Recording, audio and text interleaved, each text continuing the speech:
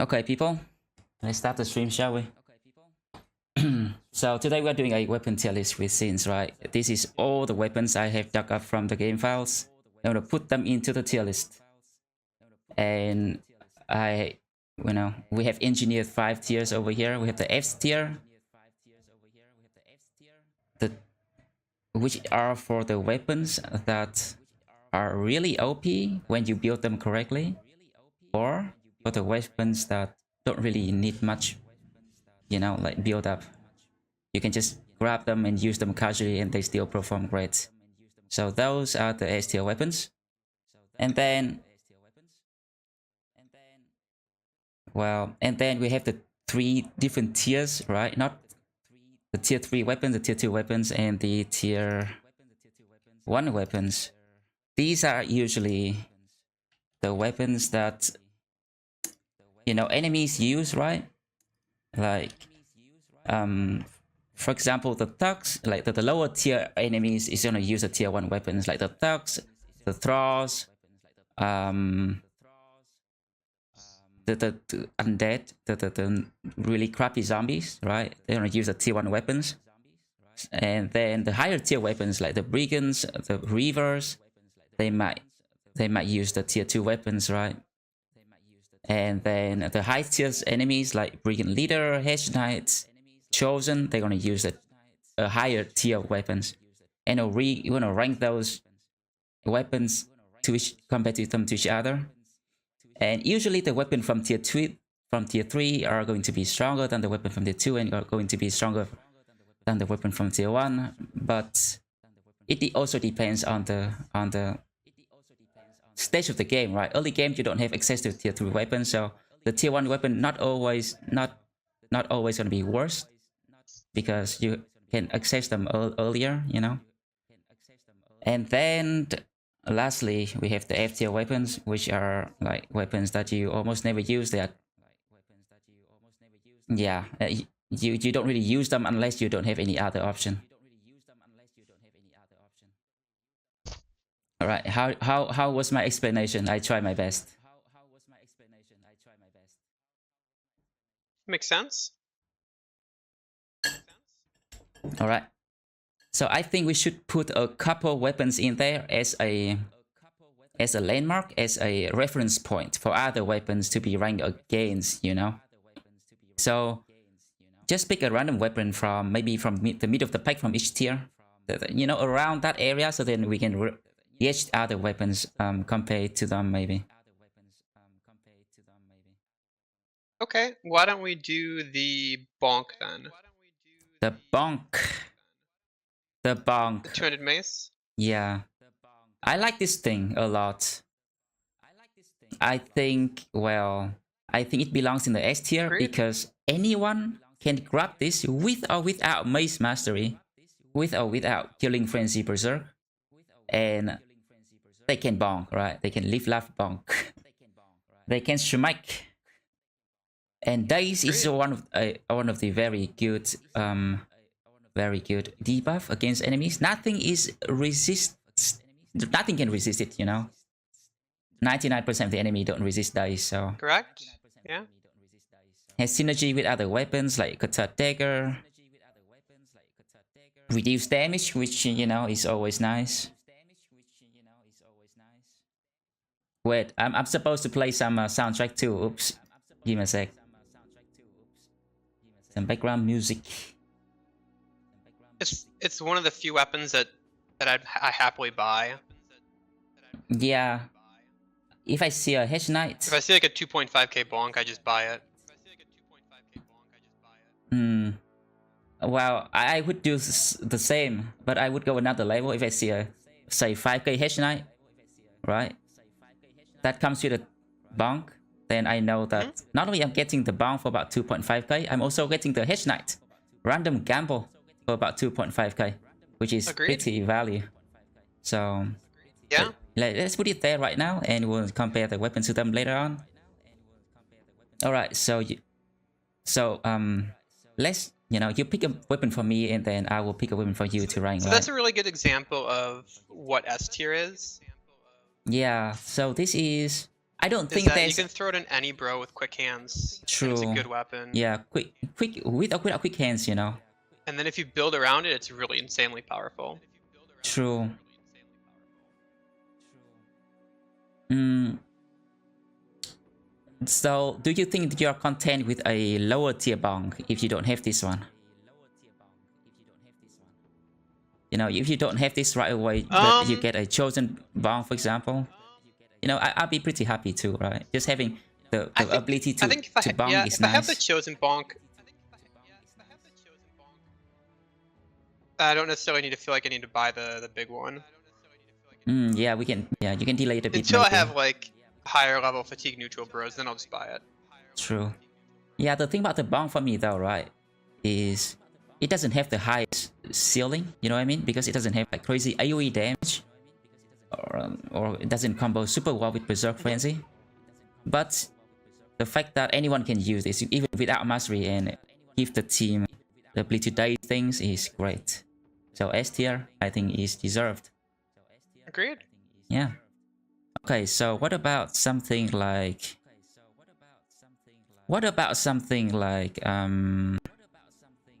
let's see. Well, I'm gonna give you a pickaxe. You like the pickaxe since? The pickaxe? Yeah. I think it's one of the worst weapons in the game. Because so it's a thug weapon, right? So you get it really early, and this weapon specializes in doing armor damage. Right. And nothing you're fighting has armor damage in the early game. True, right, true. But it does deal, you know, guaranteed 10 damage though, so you can maybe use it again against Orc Warriors early on. Yeah, I feel like by the time you're in Orc Warriors, you have something better than a pickaxe. Right. Even if it's just a fisherman's knife and a net, I think it's better. Yeah, I think a knife might be able to trigger morale checks on them, right? 15 damage. Right. The pickaxe can't even do that. Yeah. Alright, well, let's put it to FT, I say. So I think there's almost no scenario in which you equip a pickaxe outside of like the second fight in Peasant Melissa. Yeah, you have nothing else to use, you know, it's better than a fist.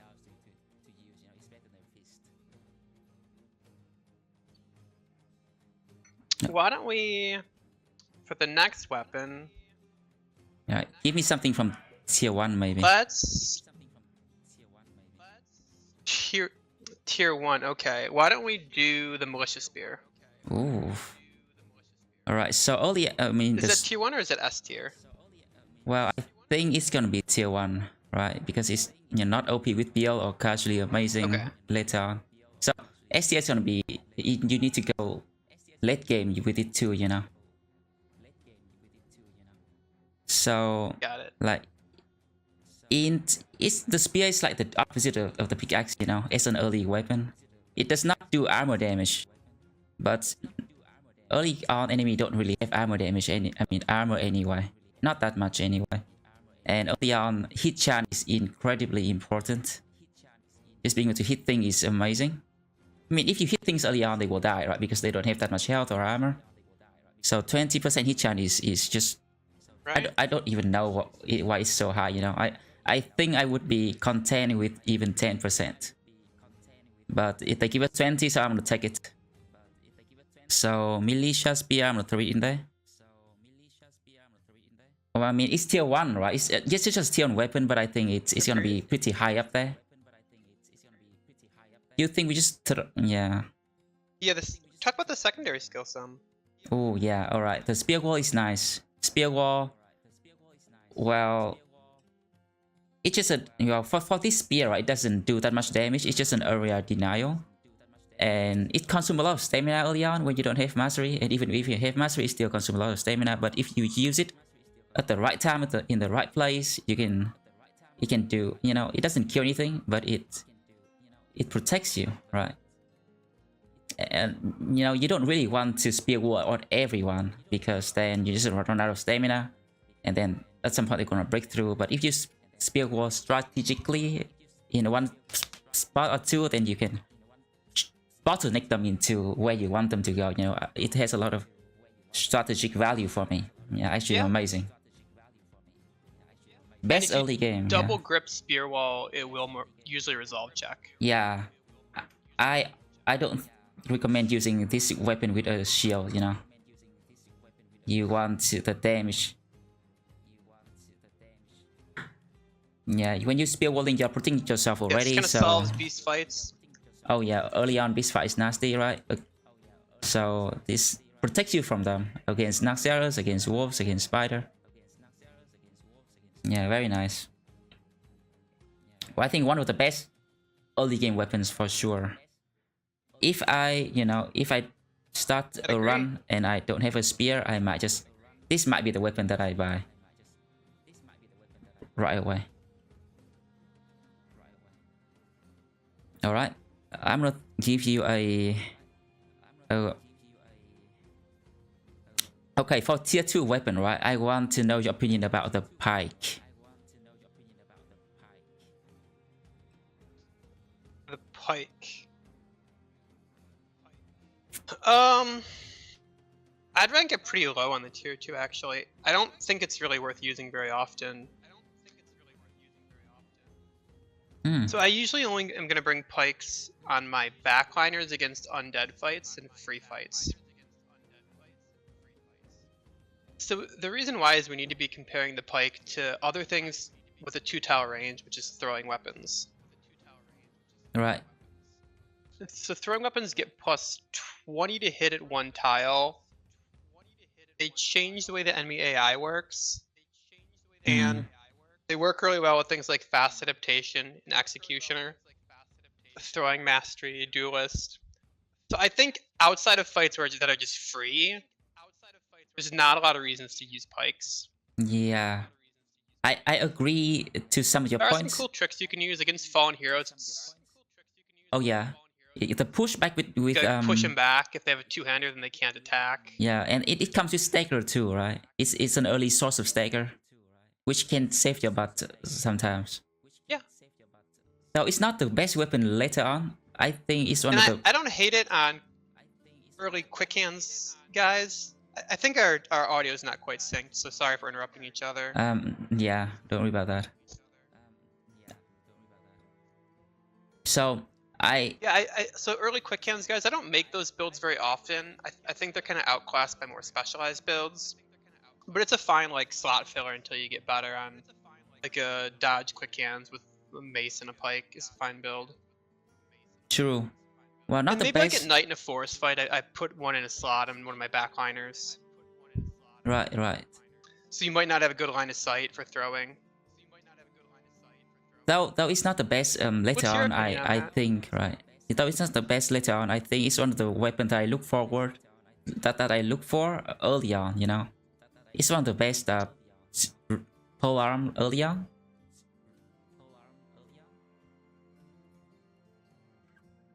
I mean, that you can easily get your hands on, right? So, quite nice when you first get it, but later on you have better options. I noticed when I see newer people playing is that they have the same amount of frontliners and backliners, and then the frontliners just non-stop die. So I like to use almost all of my frontline slots. I feel like a frontline bro just adds more value to the team than a backline bro. So I usually only run 3 or 4 backliners. Really now? I'm actually one of those guys who use 6, 6 or 7, 5 formation a lot, even early game. And I think pole arm really, you know, like pikes really do the damage. And it has it has 10% extra hit chance too. There are some pretty big differences in how we approach the game, though. Yeah, I think, but I'm not so sure how you approach things early on. Can you know, briefly talk about that? Early on, I do not put people in the backline and protect them. I'm pretty good about not losing bros. I probably lose like 2 to 3 bros per run and almost never a good one. For like if I clear the map, I lose like 2 to 3 bros. So I don't feel like I need to be putting people in the backline to protect them. I take more tempo perks, things like dodge and 9 lives. So I have no issue putting my my prime candidates up front and being careful. Ah, all right. So for and me, also, I don't third party at all. yeah. To me, I don't enjoy the gameplay loop. All right. And so that makes polearms a lot weaker. That's the big difference, I think. So what do you like to use on the front line early on then?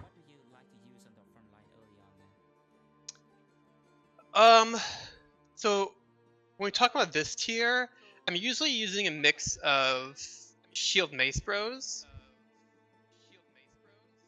Qatar duelists, puncture bros, and a lot of like double gripped one-handed swords. All right. Sometimes double grip maces, but I tend to go more specialized offensive and defensive frontliners. So I'll have probably like 2 or 3 shield mace guys, like 2 tanks, a puncture guy, and then a bunch of Qatar duelists or like flail duelists. And the backline is like my banner and 2 or 3 throwers. Yeah, I like to throw in the bike. So And then I will use bows or crossbows early game on my throwers. Okay, so that's an interesting approach to early game for sure. I enjoy third partying a lot. I actually think it's the best thing that Battle Brother has, the most unique thing, you know, that you can do really hard things early on if you know, if you can line things up together. So I can afford to be less strong early on, you know, and rely on some third partying cheese. And for my and so that makes sense with the different approach we're going to evaluate. Yeah. And well, for my early game strat, right, I also like mace stunner, mace shield stunner in the front. I actually like a thrower in the front line, you know, like duelist in the thrower duelist at the front line. Get to, you know, like throwing mastery, get to duelist as soon as I can, around level 8, I think. And then they use a spear or a sword in the front line, and so that, you know, you don't need to take a front line mastery for them. And I think they deal with brigands very well and nomad. So those are the thrower bro that I put in front, right? Like the dagger tank, the dagger bro, you know, a bit tanky with a shield, maybe a stunner in the front, maybe a thrower in the front, and then my good bro I put in the bike with pikes and keep them safe, because, you know, things are scary early on. And I don't like to go, you know, tempo perk that much, right? So, but you're trying to rush for Battle Forge on those guys, right? Well, yes, but I'm not gonna put them in the front with Battle Forge right away, you know. Right. I think I keep them in the back at least till I'll just go dodge level 6 or so. Even like Lion, I'll still go dodge nimble. Yeah. All right. I think the Pike. Just because I need him to be strong early and to be in the front, and so that's probably the why we're evaluating the Pike so differently. Yeah, I see that. Well, if I wanted to go like Battle Forge on, like, let's say a Lion, he'd have to have a Pike in the back. Yeah. I think, right, it's, you know, it's still a polearm. It still hit it well, right? It still hits hard enough, and yeah, it has an extra hit chance for early game too. So early on it's pretty decent. Later on it loses some value. It's definitely not the best choice later on. So yeah, we'll see where it lands compared to others, right? So let's move on. Let's put a weapon into tier 3. I would rank it about a pro in the tier 3, sure. Tier 1 usually means better. I mean, let's pick fruit. Yeah, I'm answering a question. Let's not. I think we went over that at the beginning of the stream, right? Yeah, right. So just briefly go back to it, right? The tier is not really, the tier is for the you know, I like to call the weapons tier 3 weapons, tier 1 weapon, you know, tier 2 weapons. All right, let's keep moving on. What about an? So why don't you talk about the fighting axe then, since you just picked it up? Fighting axe, I hate it. It's a tier 3 weapon. I hate it. I mean, it does nothing but damage, and everything in Battle Brother can do damage. And the axe does have some a bit of an edge compared to others, because you know, it does have good damage. But I prefer the mace a lot more because it has stun. Stun is incredibly useful compared to crack shield, which is almost never used. I rank it quite low in the tier 3. I'd agree. I think it's one of the worst tier 3 weapons. Damage profile is really bad. It relies on the like headshot damage. Yeah. To keep up with other weapons. So against Steel Brow, it's just worse than everything else. Yeah, there's nothing against Steel Brow. All the headshot stuff is additive. So yeah, things like Brute don't even help this weapon at all. They're actually just bad on it. The Headhunter buffs make it a little bit better, but even with Headhunter, it's still worse than the other weapons. Yeah, agree. Though, I think the damage deserves a little bit of respect.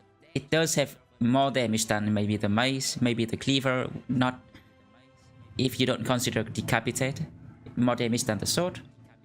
It does hit decently hard. Right. It's just the mace can also hit hard, but it can stun. The cleaver can also hit hard, but it can decapitate. You know, it has more utility.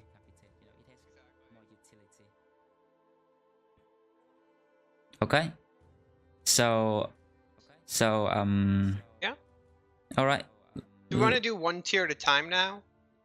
I mean, just start with like tier 1 and work our way up. Just pick a random weapon, whatever you want me to. I mean, whatever you want me to. Yeah. It's my turn though. Okay, I want to know what you think about the bardiche. Okay. I think bardiche is best in slot for what it does. And then what? And that is a midline AoE build, so like somewhere in the middle of the formation. I don't necessarily think the AoE strategies are the best, but for a brother that has a lot of fatigue and pretty decent attack, you could make like a nimble build with like dodge and reach advantage and generate a lot of defense.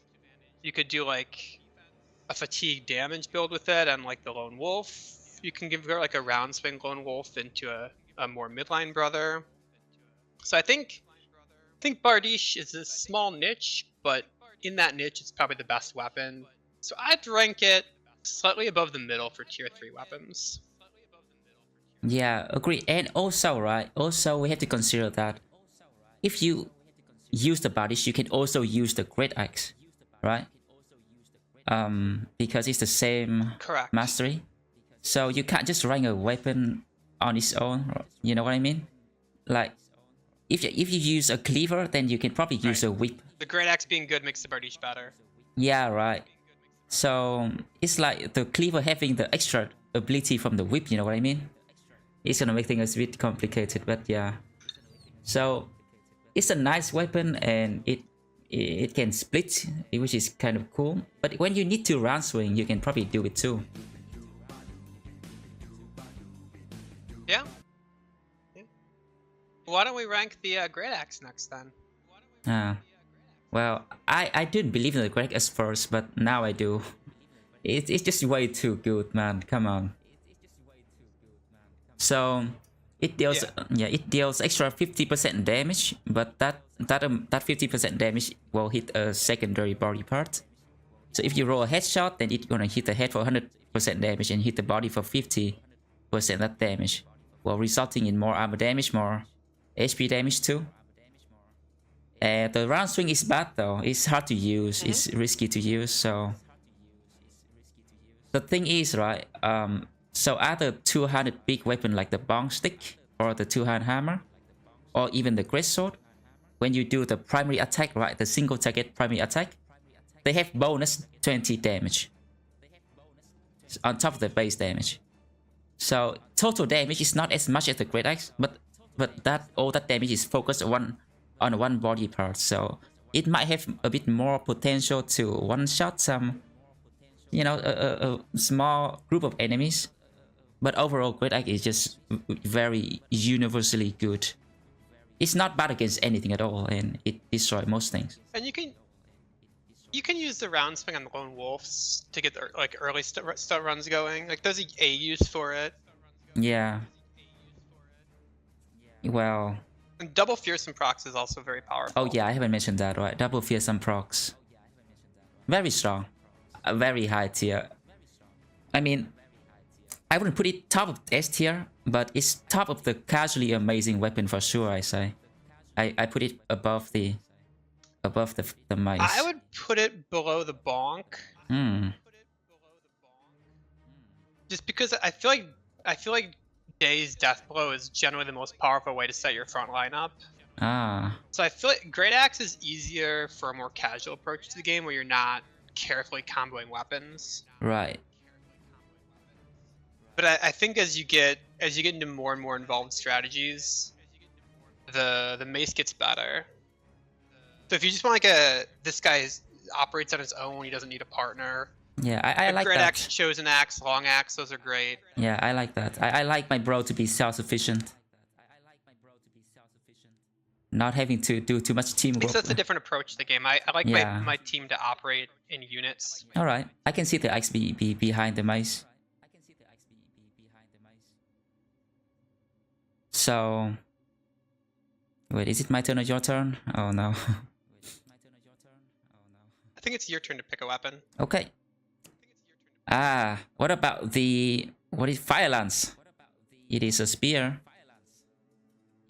So there's this great build with the Firelance where you get like plus 40 to hit on range skill.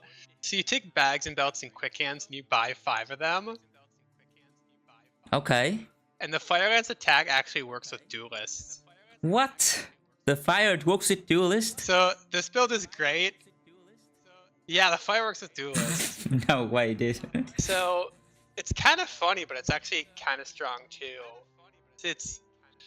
So you could Firelance, quick hands another Firelance, and then next turn, you know, quick hands another Firelance. Is it great? No. Is it hilarious? Yes. I made a whole team of them once. What? The whole team had bags and belts and 5 Firelances. It didn't work very well. Oh, alright. But it was fun to watch. So I think that this is a tier 2 weapon. I think it's pretty low. Okay. You can do funny memes with it, but in terms of actually doing strong stuff, there's not much to do. Yeah. Well, I want to love it, right? But compared to... I mean, the spear wall is more useful for sure, and I think the damage from the Firelance is also lower than the spear, and it's only comparable to a tier 2 spear, not even the tier 3, and there's no fame version. If there's a fame version, I think I would be more interested. Yeah, and I don't think the AI checks the ranged attack either for charging you. Ah, alright.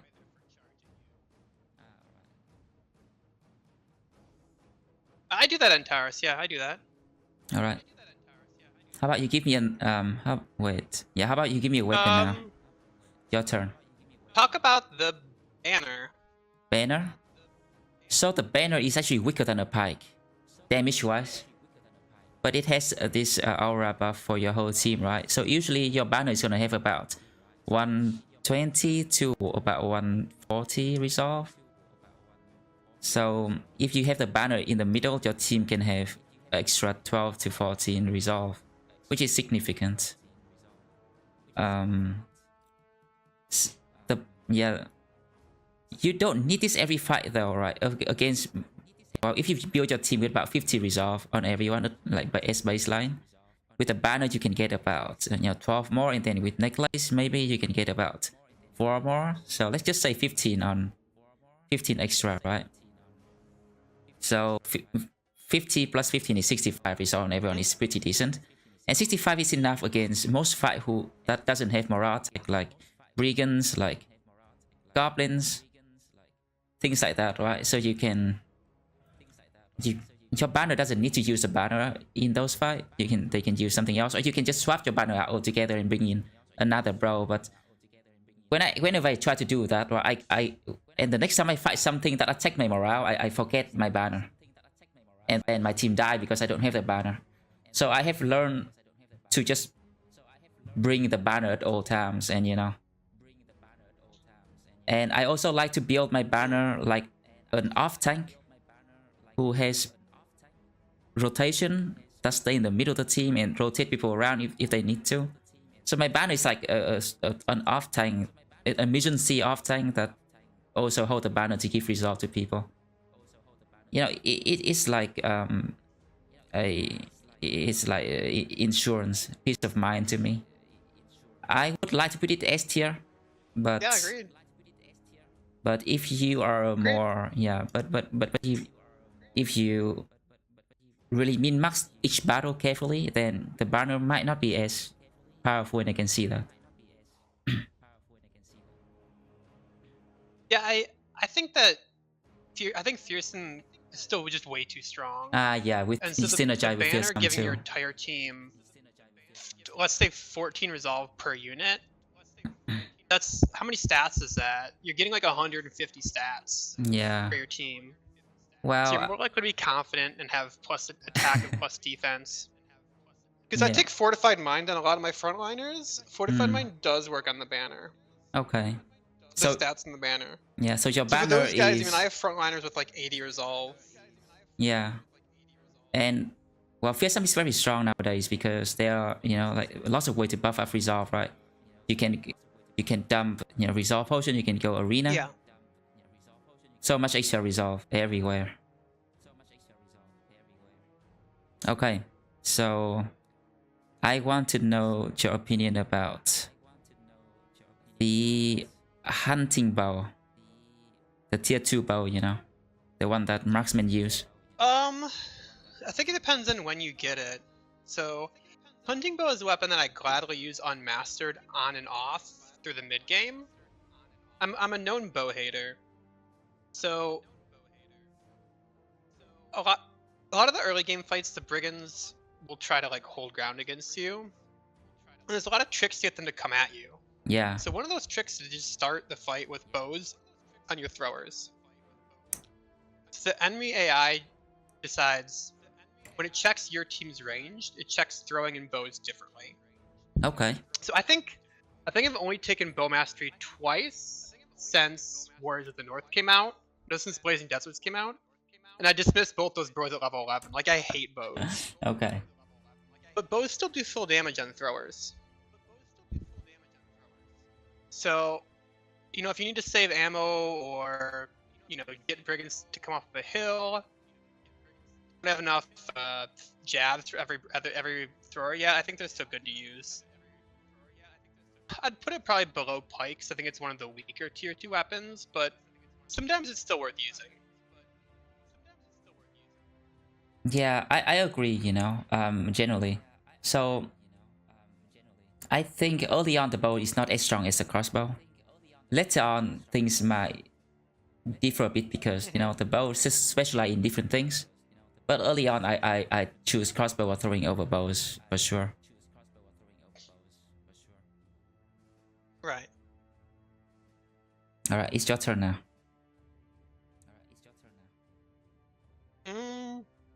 Let's talk about the three-headed flail.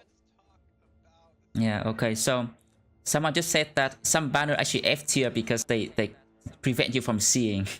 And I have to agree with that. I mean, F tier, you know. Some banner are really pay to lose. The one that you buy, you know, the really big one. Like I think the worst one is the Oath Taker banner. It just cover up everything. You can't see anything at all. You can't see who in behind the banner is using. If there's an enemy, you can't even see what they have. So I choose this banner because it's one of my favorite. It doesn't cover up as much, and it you know, it looks like an actual weapon, right? It doesn't look like a drapes or curtain. Alright, yeah. That's it about the banner. So you wanted me to talk about the threaded flails? Yeah. Okay, so I think, right, the normal flail is tier 2, but should we put the threaded flail on tier 3 or should we rank them with the tier 2 weapons? I think it's dropped by nomads, so probably tier 2. Okay. Well, I think when they designed this, they wanted this to be a tier higher than the flail because, you know, there's no tier 3 flail, right? Tier 3 one-hand flail. You can rank it in the tier 3s. No, I'm just saying that, but they failed that. The flail more like the failed. They failed to do that super hard. That, yeah. So at this right now, right, the flail has decent damage. I think it's 30 to 75 damage. If you high roll like crazy, it can do really good damage. But it used to be, I don't remember, maybe 21 to 66 damage. So it used to be even worse than this. I think right now though it's in a decent spot. Somewhere in the tier 2, I say. But I hate this weapon because it just go against all the fundamentals, right? You know, like you want to hit hard, you want to hit. You don't want just hit to be split into multiple hits, right? Because it gets blocked by armor a lot more, and also it has high hit chance, so that it split the hits amongst, I mean, between the head and the body too. So you have to go through even more armor. So against anything with high armor, this weapon it just squash away at armor in a really meaningless way. You know what I mean? So I hate this thing a lot. I think it has potential on really specialized bro with a fame version. And it can trigger triple fearsome if, you know, the damage is good enough and against enemy with low armor. So yeah, I think it's a meme weapon, right? Not a lot of realistic use against stronger enemies, but it can be fun to you know, to bully some weaker enemies. But yeah, I'm gonna put it low tier 2, I say. I might even prefer the normal flail to this. Okay, go ahead. I have a bit of a different take on this weapon, and I think again this is a playstyle difference.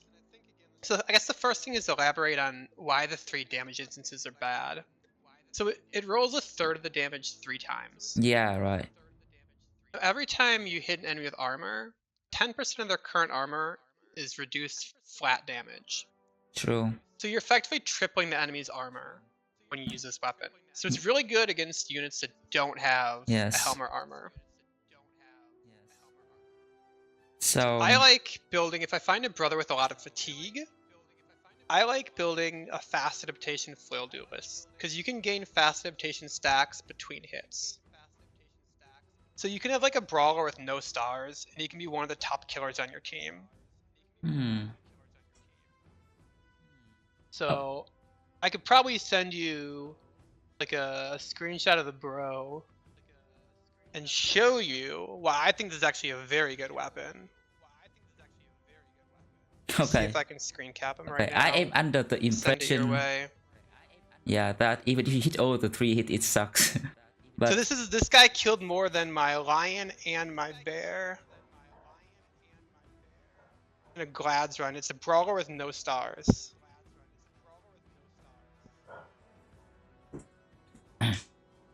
Alright, let me see it. I will show the stream. Drag it over into Discord. See if we can make this work. This isn't something we talked about in the tech setup, so we did go through and spend some time making sure that all this stuff would work. Let's see. All right, I just sent it. Okay, I see it. All right, boys. I didn't highlight his kills. I forgot to. But he is on 57 days, 89 battles, and 147 kills.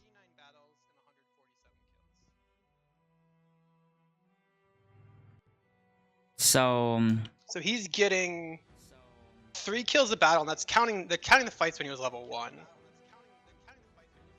You know, it's pretty decent stats, right? Yeah, 83, 28 is pretty nice. Just a normal flail? Is that a fame version or is that just a normal flail? It's just a normal one. Alright. And so the fast adaptation works. So he has to fight things with no hats, right? Yeah. But like zombies don't have steel brow, I don't think. So he's fighting as zombies. That is respectable. I will have to try that. I mean, flail is still good against Ancient Dead. So it's a weapon that converts fatigue into damage. So it's always gonna be useful. This brother's like slow, so I didn't want to go a dodge build. But okay, yeah. And he didn't have any attack or defense. I was gonna talk about that. Do you think that because he's slow, he moves slower than the other, and then he gets to last hit more kills?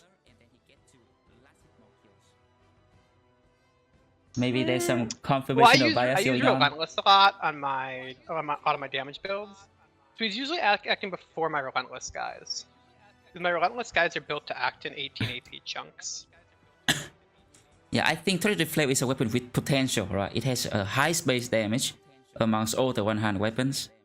And it has this interesting effect where it hit 3 times. You just need to work toward its strength and not its weaknesses. Just go against things with no armor or no head armor or things like that. So it's pretty specialized in the kind of bro you want to use it on. Yeah, it's basically right. just like that guy, right? Yeah, yeah. A bunch of HP and fatigue, but not good attack or defense. No, I'm willing to put this thing quite high actually because I see the potential. I just don't know how to make it shine. In front of the bow, in front. I don't think it's better than the pike. Though. I would rate it above all of those weapons. I can see that. All right. I mean, you can rate it below the pike. It's fine, but it's not as good as the best tier 2 weapons. I want to see the day where I find a really good flame version and then I just go that destroys people with this. I want to see it. It's not making it easy for me. All right, Sin. How do you like the butter knife?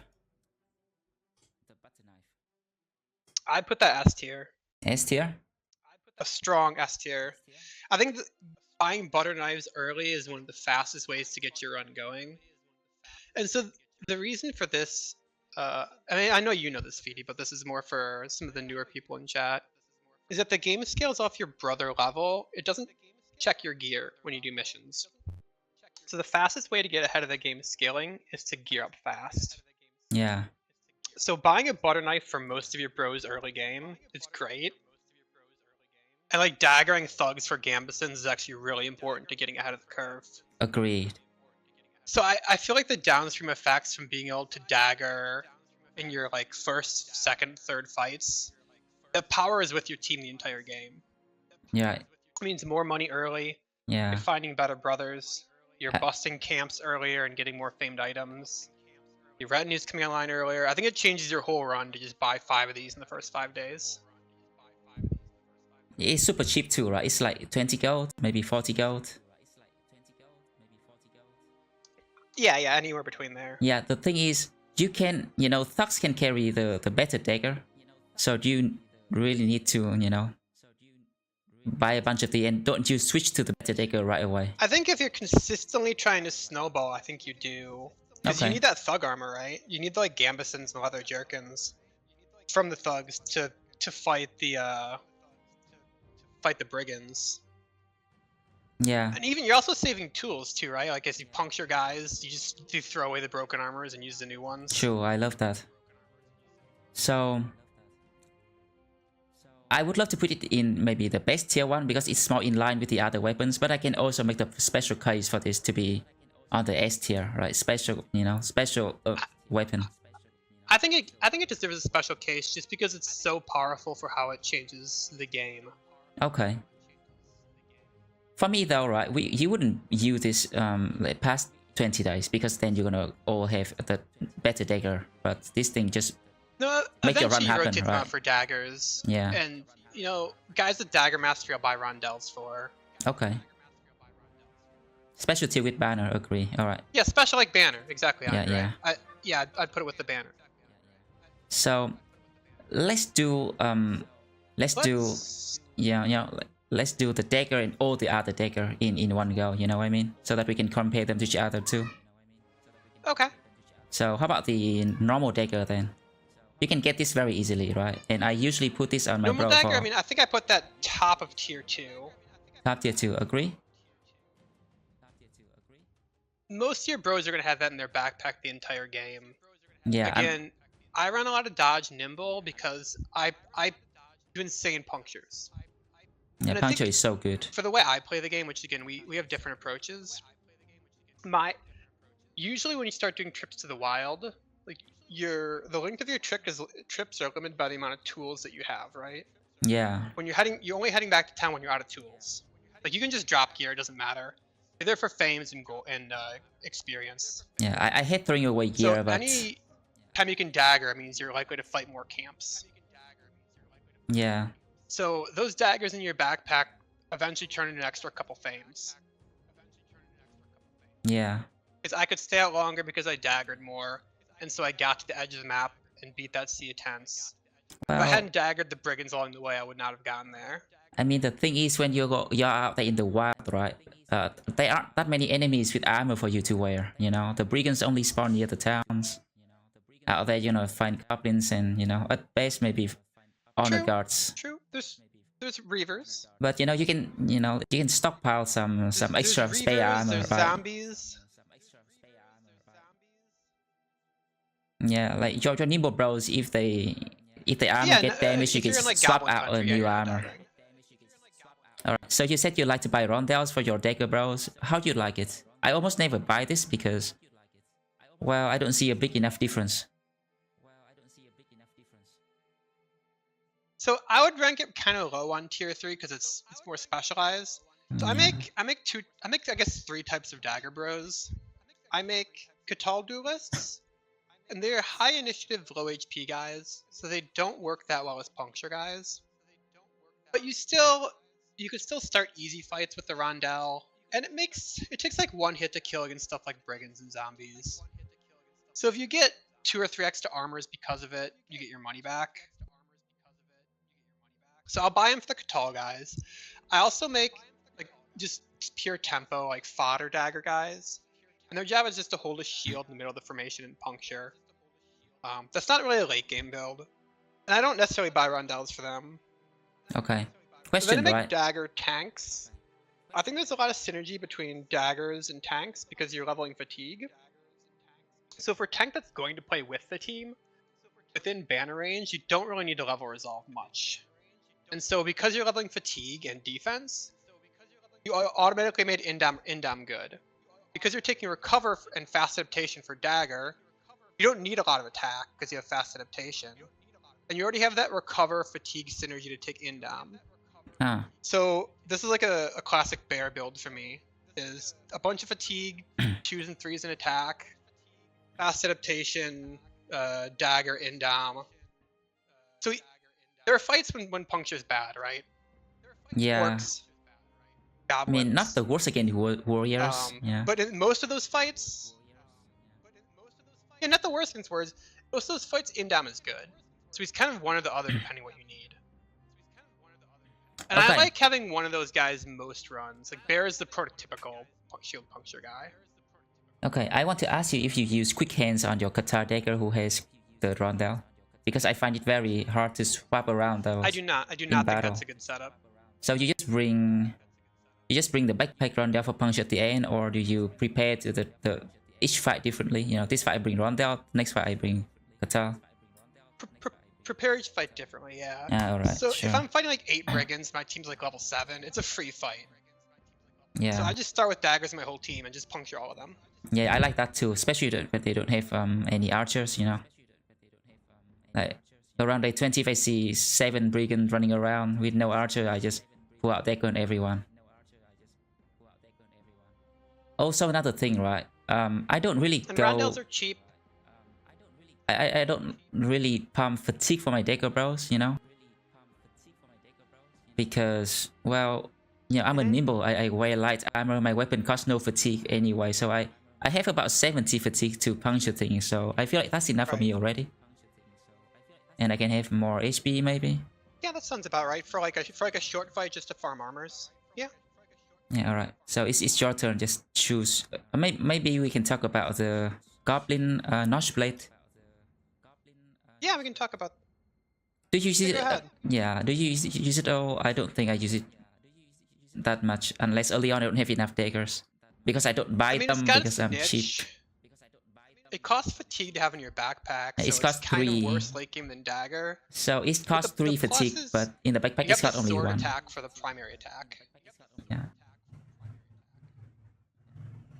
So if you're in a situation where like you thought you were gonna puncture but things are not going your way, you can start normal attacking.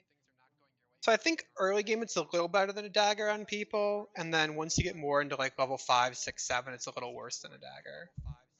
So I'd put it below the dagger. I'd put it kind of lower on the tier 2, but there are uses for it. Okay. Because I think it's a bottom part of the short sword for the normal attack. It's not much damage. Yeah. You don't really use it for the sword part, right? Right, but it's nice to have that option like level 5 and 6 in that area. Okay. Yeah, it's your turn. Since... What about the obsidian dagger? Ah, well, obsidian dagger, huh? So it's a trophy weapon, right? I like it, but it doesn't have the. It's not the most OP thing in the world. I think it's on par, or maybe even a bit better than a rondel. And the zombie thing, the zombie making thing is but you nice. don't get the armor when you kill stuff with it, so. I think if that's the last, I mean, if they don't come back to life, then you get the armor. But if they do come back to life, then you lose it. So if you kill the last enemy and the fight ends, you get the armor. Okay, and good to know. I think it's a decent weapon to just face stab enemies without puncturing, because it has decent damage. It doesn't have durability, so you don't have to worry about your dagger breaking. And if you make a zombo, cool. If you don't, I mean, usually the zombo doesn't do much. By the time they come up, the fight ends anyway. So, it's a cool trophy weapon. You can use it. In some big fights. Oh, actually, I really like this on a mace Qatar build, because the mace Qatar build has quick hands, and when you have quick hands, you can quick hand this out for the last hit and make a zombie. So you can much easier make a zombie. Oh, that's an interesting way to use it. In some fights, in some big fights, the zombo can distract a lot. It's kind of cool. I think this is nice with quick hands. Yeah, I put it on top of the rondel. Yeah, I can see that against like chosen camps. Yeah, chosen.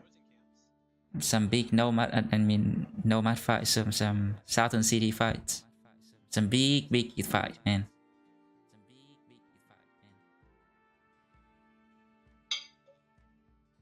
All right. What do you want me to rank next? We're gonna talk about the Qatar next. Oh yeah, there's so many daggers. I keep forgetting. Oh, Qatar is so good, right? I can't. I don't know how they can. How this thing is not nerfed yet, right? They nerfed javelin 10 times, but this thing is untouched, and it's basically has the damage potential of an arming sword. Without death blow. With death blow, it might even surpass the noble sword, and then it can hit 3 times. This is crazy. I think with death blow, it's the same as a frenzied mace duelist. Crazy, yeah, dude. Like, I mean, and you get 3 attacks a turn. Like, with duelist and good damage buff, it doesn't care about armor, right? It just eat through armor with death blow. It doesn't care at all. So and it can hit 3 times too. It can hit 3 times, and also I love that it can hit 3 times because of how flexible it is for your bro. They can move twice and then stab a guy. They can move once and stab twice and then berserk, and do more shenanigans. So it's just so flexible. You got a lot more mobility. Yeah. Incredible weapon, so much fun. Way too OP. S tier for sure. We talked about Dagger Master being good, and so being able to puncture on a damage bro is nice. 3 fearsome procs is nice. Yeah. Okay, so I think if you have, we did a meme once. We had a mushroomed huge drunk max roll Qatar. I think we one-shotted a netted chosen with it. It was a BB added, but I had the same bro on the real run. I don't remember if I one-shot chosen or so, but I did, do a lot of crazy things. Okay, so what do you think about, right? I like to build mace Qatar dagger because of the day synergy. It kind of fixed the one weakness that the dagger has, which is extremely high armor. The mace can take care of that. But what do you think about just slapping dagger mastery on random 2-hand bro? Great axe with dagger, quick hands, just squeeze in that extra damage. I mean, I've tried it. It hasn't worked out as well as I've thought. Okay. I tend to prefer the more specialized bros working in groups. So I like to have a defensive bro with like a stun or a daze to set up my relentless Qatar guys and use the initiative, because Qatar works really well with initiative, which I think is another talking point. True. 0 to equip, and it's basically fatigue neutral to triple death blow. So it's really easy to get faster than even stuff like Necro Savants and Wolf Riders. I think about 140 base initiative with a Hyena Pelt is enough. Yeah. So I've had a lot of success splitting the Mace and Qatar. And that makes room for damage perks like Headhunter and Executioner on the Qatar guy instead of Quick Hands. So I haven't had as much luck. Like theory crafting, sure, it's good to have like hit with a great axe and quick hands like a Qatar for one more hit. Yeah, squeeze it in. I haven't had know? that work well in practice for like fatigue usage and AP economy. Yeah, it's a lot of perks, and you need duelist or it's not really worth it. So it's like 3 perks for an extra little attack like once a fight. Yeah. But I would definitely rank this as the best S tier weapon in the game. Best S tier weapon, alright, let's do that. I think, right, the fact that it's almost possible to just go with, you know, extra dagger mastery on everyone is with this, because this weapon is too good. Yeah, that fact alone is crazy. This thing is insane, dude. And you know, and like the base weapon is pretty good, right? But the power of a fame version of the Qatar dagger is just exponentially like more than others. Right. Because the fames also roll better because it's 0 fatigue to equip. You can't get fatigue reduction. Yeah. On it. So that means that the fames usually roll more damage. Yeah, it you know, like the difference between a fame Qatar and a fame, you know, say Great Mace is, you know, the fame Great Mace is gonna be nice, right? It's nice to have a fame version, but then the fame Qatar just turn a bro into a monster. Alright, someone want us to do the loot next. What do you think about the loot? S tier. S tier? Agreed. No need to talk about that, right? We all know. Alright. Let's talk about crossbow, you know? Let's talk about all the crossbows. Do we want to do cleavers next, or crossbow? We can do crossbows, yeah. Okay, we can do crossbow and then we can do cleavers. Okay. We want to start with the pea shooter. You call it the pea shooter, alright? I don't think it's that bad, you know? It's extra hit chance early on. It's a ranged weapon that you can use, and early on, you know, killing things from far away before they reach you is nice. So if you can get my hand on this early, I wouldn't complain. But I also wouldn't look forward, you know, I really go and buy one. You know what I mean? Yeah. Pretty high on tier 1. I mean, if you have it, you're usually going to be using it early game. Yeah, okay. You wouldn't buy it. Yeah. You'd prefer jabs, but even on a throw, you're probably still going to start with the crossbow equipped and switch to jabs throughout later on the fight if you have the crossbow available. The extra hit chance is pretty nice. 15 extra hit chance. Yeah. Alright, what about the tier 2 and the crossbow? range for manipulating enemy AI. I think it's more like probably a little below the Pike. I feel like by the time you have tier 2 crossbows, throwing is online. You're close to throwing mastery. You can afford to buy jabs. And if you have this crossbow, you're shooting like once a fight, and that's probably it. Well, I can squeeze out at least 3 shots. But yeah, I like it quite a bit. Crossbow early on is very powerful, I say. You know, there are some annoying, there are some scary. If you're kiting back, yeah. Yeah, you know, you can snipe down some scary enemies from afar. You know, a Pike brigand, two-hand brigand, things like that. The thing is, I tend to use relentless to make enemies charge me, so I don't care about sniping because I take relentless on a lot of bros. Wait, relentless? So you can use relentless to just make brigands charge you. Okay, explain. Yeah, if you have one relentless bro, they'll just run at you. What? Explain how though? So do you just go next to them and they'll then... always move. They'll always move until they can shoot you. So let's say you're fighting a bunch of brigands on a hill, and you back up to the back of the map. They'll charge off the hill until they can get within range of their bows and crossbows for you. And with relentless, you can take 2 turns in a row.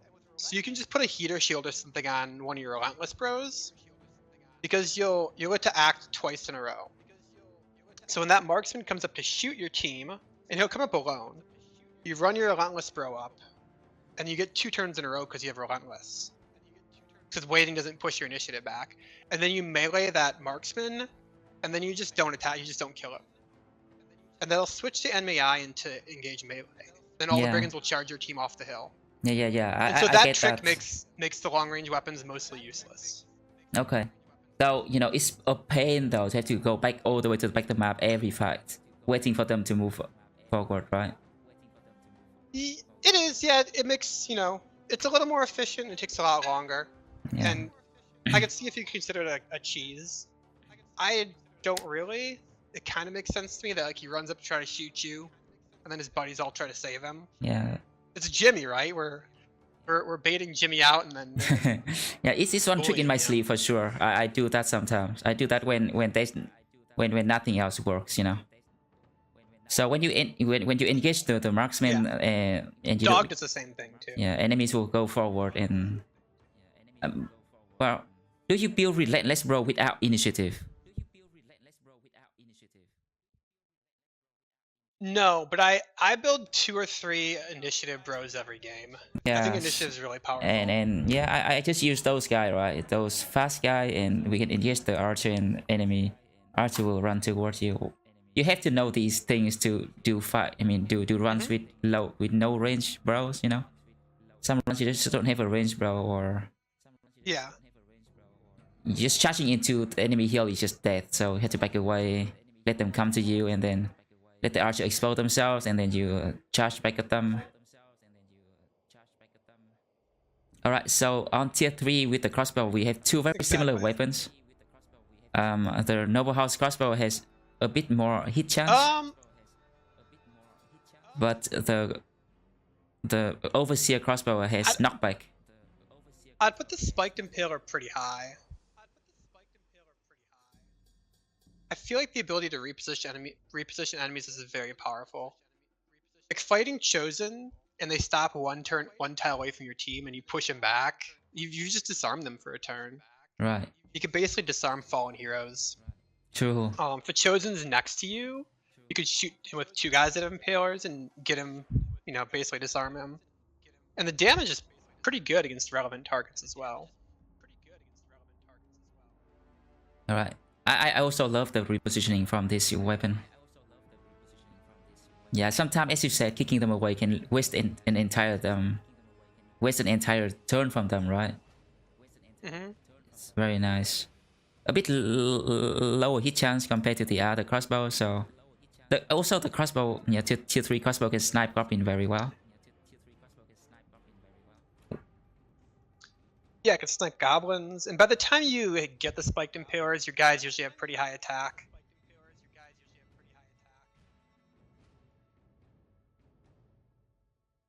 So where would you put the Arlebest compared to the Spiked yeah, it's called the Arbalest. I just put it below the crossbow. I think they're neck to neck, but I prefer the Overseer because it's more fun. Also, it's easy to get your hands on for free. Don't have to buy it, don't have to kill Noble House for it. Yeah. I like to go out and hunt goblin around. If you're attacking supply caravans, you can get Arlebest real early. Yeah, true. I look out for those contracts, yeah. Okay, so... And then the gun. Gun? So the thing about the gun and the crossbow is that they share the same thing, right? They share the same mastery, so you kind of have to take the crossbow into the gun's consideration and vice versa. So when you use the gun, right, you might be weak against... Well, it doesn't have long range, but because it's also crossbow mastery, you can just use the crossbow too, so... It's a gun, but you know, it's also the crossbow, you know what I mean? Right. So... Yeah, the thing is using the gun, right? You need mastery for this. I think we're in the S tier with guns. I think if you're building around them, they just auto win a lot of fights. Yeah. Once you get like 3 double gunners, you just like you steamroll basically everything you can fearsome. Okay. Including Linworms. Like you can master out Linworms with enough double gunners. Oh boy. Because of the 5% mechanic. I haven't done those things myself, but I can You definitely see it have to happening. build around. I mean, you need crossbow Yeah. mastery, bags, and quick hands. True. So I mean, the way you use guns is you need to have 2. You back up, you switch weapons, and you reload. And then as the fight starts, you get 2 shots. Yeah. So let's say I have 4 double gunners against Lindworms, and each shot hits 6 enemies. I get to shoot 3 gunshots with each double gunner against the Lindworms, each probably hitting 5 times. So that's 15 resolve checks per gunner, and if I have 4, we're talking about 75 resolve checks. But hey, it's the fight. Even at 5%, right? I mean, how many of those are hitting? There's gonna be a day where you don't actually hit all, you know, like get lucky enough with your 5% and then your team die. There will come a day, you know, the 5% will prevail. I mean, it will get you.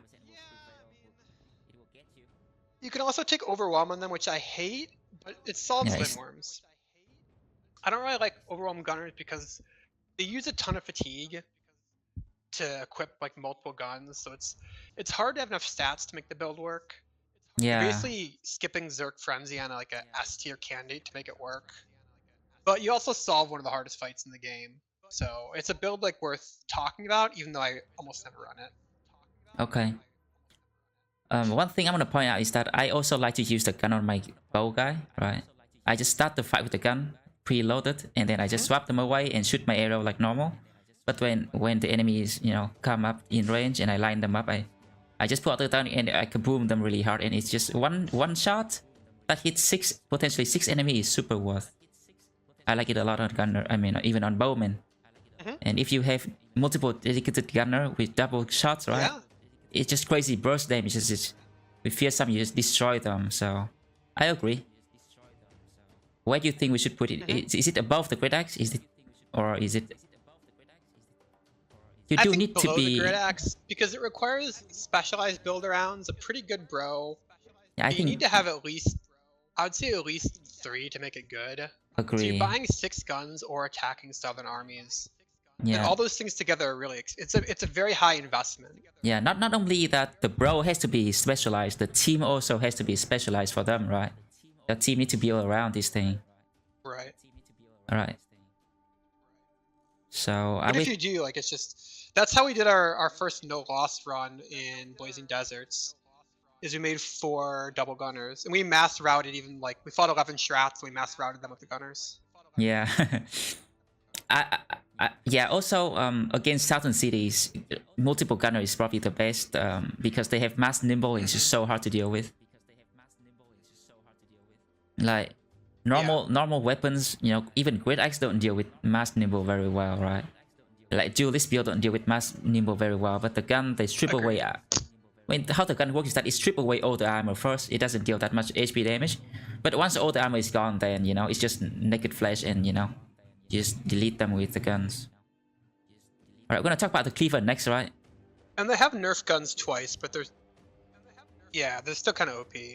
Oh yeah, I forgot about that. They did nerf gun twice, and I'm so sad I didn't jump onto the gun wagon when it was the most OP. You know, I didn't get to experience the full glory of the boomstick.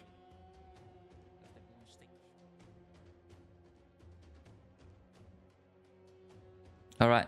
So cleavers then, right? Yeah. So let's start with the barbarian cleaver. I mean, I almost want to put them S tier. One of my favorites. So yeah, we probably have very different takes on this weapon. True. So what's your take on it? My take is that it has really high single target damage. I mean, usually, you know, you're gonna get a free fame version from the IC Cave, right? So it's gonna be a bit better than this, at least. But let's just take this as the baseline. Well, it has extremely high single target damage, can decapitate, right? And can bleed, and it can berserk frenzy, very flexible, and you can use it with a whip. You know, it is just it can do so much, you know, for one weapon. Yeah, so this Rusty Cleaver specifically, I believe is the best fame scaling in the game. Maybe after Qatar's. Yeah. That was math with someone for the Qatar came out. So guaranteed fames, because there's 3 tier 3 cleavers, two-handeds, your chances of getting good fame cleavers are very high. So there's an argument for building Cleaver Bros. Okay. This is a weapon that you scale damage based off fatigue. So given that your chances of finding famed are very high, and your chances of finding a bro with like high fatigue and high attack are pretty high, and low defense are pretty high, it's a build you're gonna make most runs. So I like cleavers as a follow-up weapon when I have a bro with, again, high fatigue and high attack but low defense. So I mean, I'll have guys with like 18 melee defense in the end game, and I don't care. I'll give him a cleaver. Really Because now? I'll move forward a defensive guy with like a hammer or something and hit him, and then the cleaver guy will jump in and get the kill. Yeah, I'll just take 9 lives and not care. Okay. So for And me, like if he 18 misses the is kill, a he's bit got 9 low, but I lives. do like low. I mean, It's good with I do Zerg like the Frenzy, more cleaver. quick hands. Yeah, I do like the cleaver for somewhat low defense, bro, because But I think comparing to Qatar, it's just worse. true single target damage wise is a bit the worst, but it's not as needy as the cleaver. I mean the dagger. The dagger need more setup, you know, to be good. This you can just I would say chop things up. yeah, because against medium armor you don't need setup. Against high armor you do. Yeah. So against like a Reaver or like a lightly armored chosen, the cleaver doesn't need to get set up. You can just walk up to him and hit him. But that's assuming you have high defense in the bro. If you don't have high defense, you kind of need that. You kind of need that bro to take the contact first. So I think it's generally worse than cleaver. You can't make initiative builds with them, so you lose some of the tactical flexibility that the Qatar has. So we're talking about like the same slot strategically as the Qatar. It's worse, but it's using a different brother. So there's not like a full overlap. Right. If you have a bro with like a farmhand, you're not going to want a Qatar guy with a farmhand. It's like a good like 2-star attack farmhand weapon. Yeah. So you talk about. I would rank it Oh, go ahead. middle of tier 3. Yeah, I But can see that. I probably make a cleaver bro like every other run. Yeah. All right. So you talk about this concept of trading stamina for damage, which I haven't thought about, but I like it. You know, the bro requires stamina, but you know the cleaver allows you to berserk recover. You know, so for me it's not the biggest deal, and it can also it doubles as a whip too. You know, it can disarm to keep people safe. Yeah, the cleaver mastery helping with whip and fatigue helping with whip is valuable. Yeah, I like cleaver quite a bit. Why do we put it? I say we put it, you know, behind the bardiche maybe. I mean, you could rank it with the bardiche. They go on similar brothers, and cleaver's probably better than bardiche on a similar type of I brother. think cleaver has more, Where you have has fatigue and higher attack. ceiling than bardiche, but bardiche is more casual, you know, fat neutral Agreed. build. I'd agree. So I would rank it above bardiche. It's fine.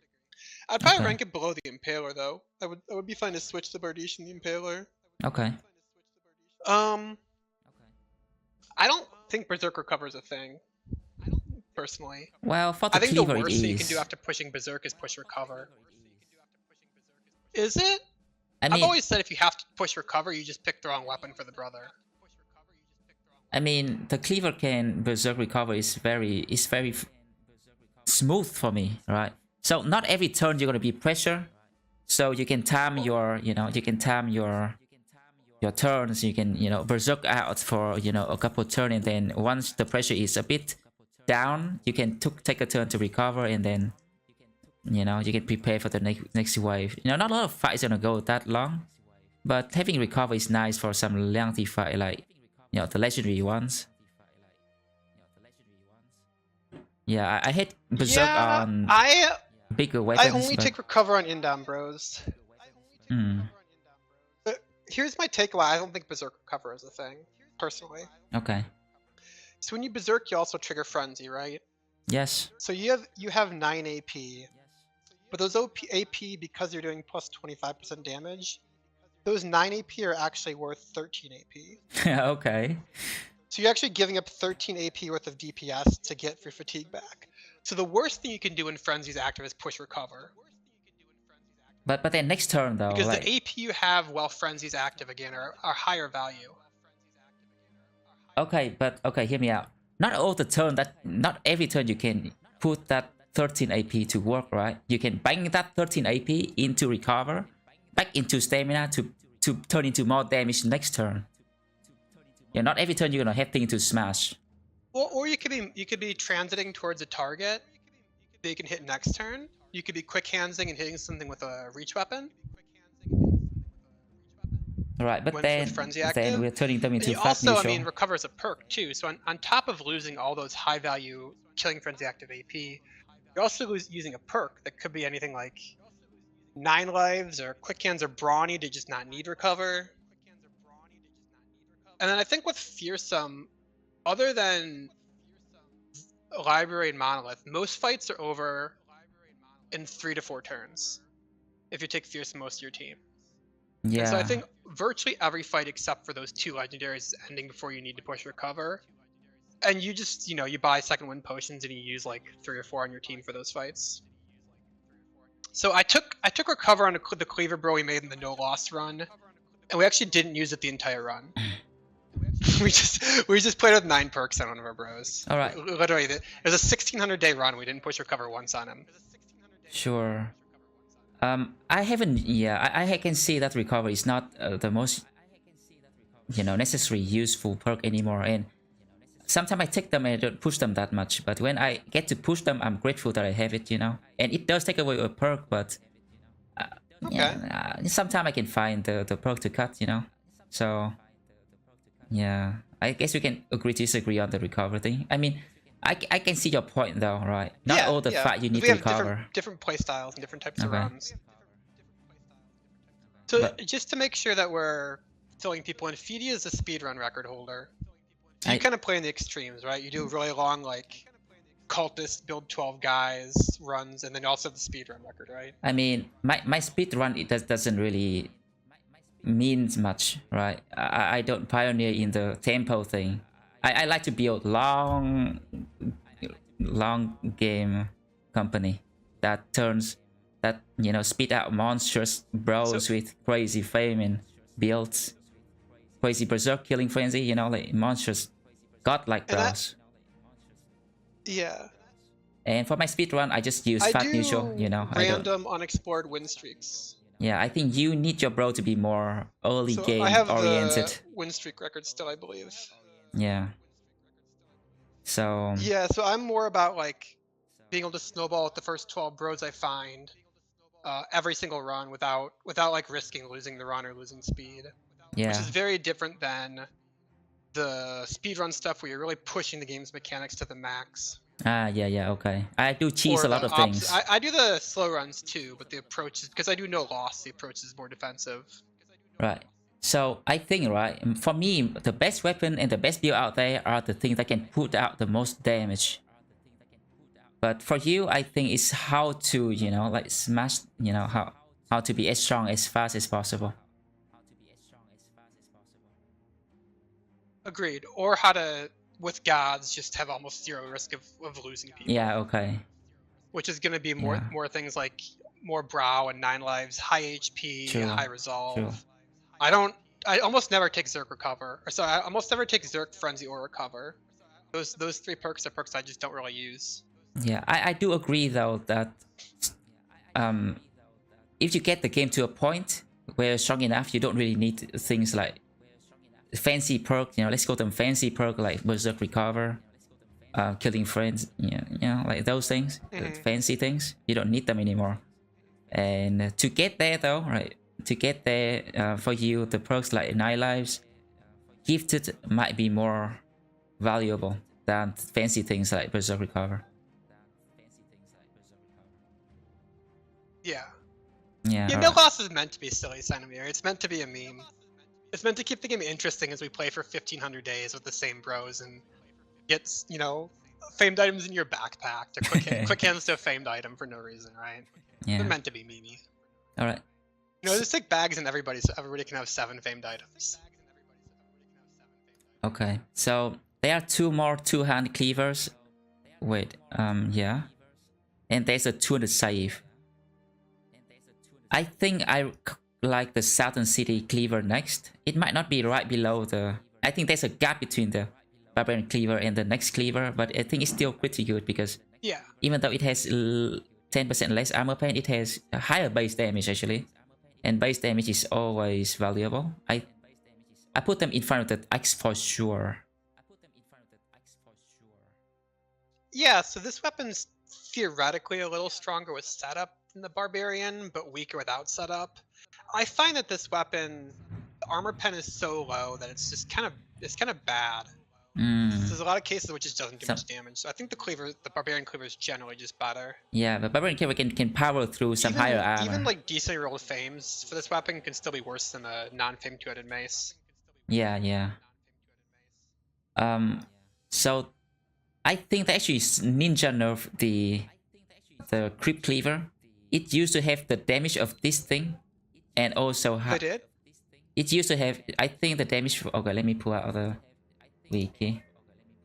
So it used to. I think the damage right now is Crypt Cleaver damage right now is 60 to 80, right? But it used to have 65 to 85, the same as the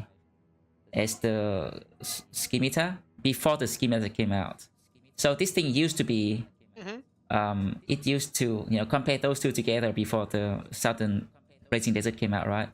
It used to have more damage, less armor pen, but more armor damage. So it was, a contender with the, it used to be comparable to this, in some way. But now, right, it has just armor damage doing for it. And armor damage is not as valuable as, say, armor pen or base damage, right? Agreed. And also, it's a little bit worse. Sometimes you roll some fame version of the undead weapon, and they have lower durability than normal. And right, those weapons just breaks, man. So small problem there. Yeah. So I'm gonna rank them below this weapon. Yeah, I can't remember the last time I equipped a Crypt Cleaver. Yeah.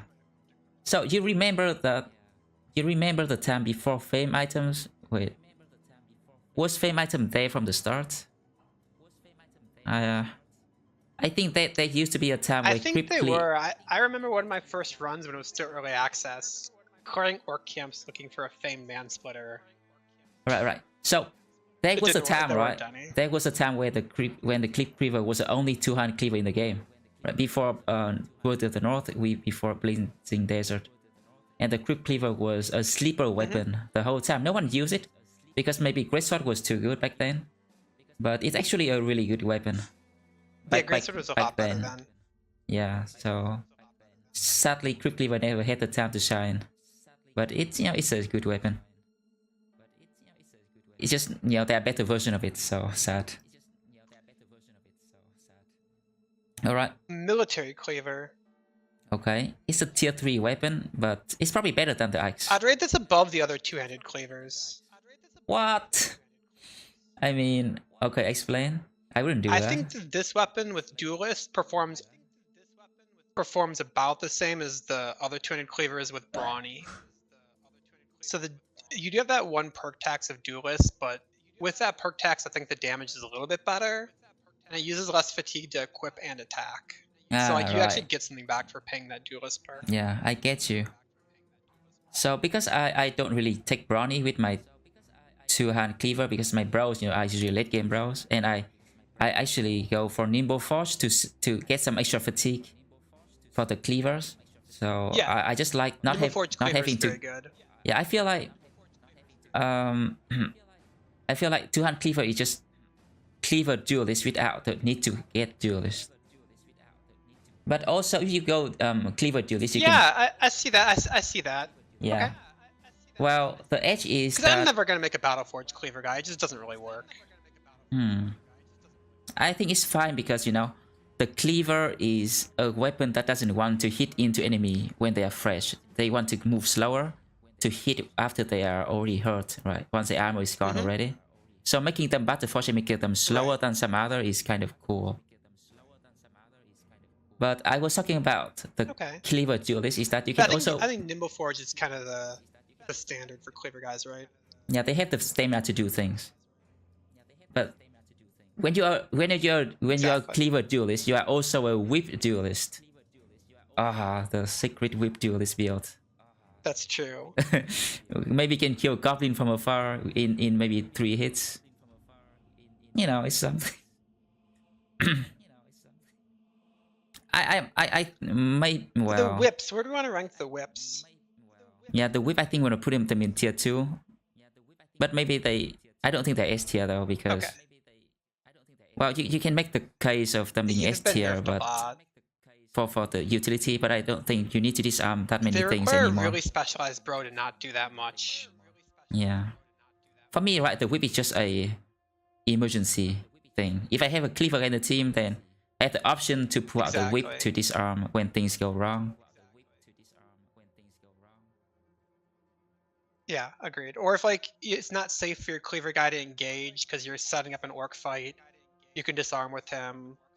There's a lot of cool uses for it at a pretty low opportunity cost of just backpacking it. Yeah, I'm gonna put them in the bottom tier 2 for now, but I don't think they are the really bottom, but just below this weapon. So there's a lot of popular videos that say whips are great, and they used to cost 4 AP. Yeah, so but they've been nerfed I think like 4 times. But so they nerfed that 4 AP thing right away, now. I think. It is -15 to hit. And it's 35 stamina. And then they gave orcs unarmed attacks that actually do damage now. Yeah. Well, you know, it's which just as a way to nerf whip, so they can still punch you and actually kill your team. Yeah. Well, it's actually a nice way early on. Geists have like 50 melee defense against whips. Right. So I think it's still a decent way to kill guys. Yeah, it's fighting like 1 or 2 orc berserkers early on. Yeah, early on it kind of neutralized a few awkward berserkers. Even it's nice against fallen hero, though. You know, sometimes they get possessed and it's scary. So the more things you have against them, the better. And it's still a decent way to kill guys. Not the best way, not like super easy, but yeah, it's still a decent safe, way to kill guys. It's not OP. It doesn't trivialize them like it used to. Yeah, it's pretty safe. I would rather.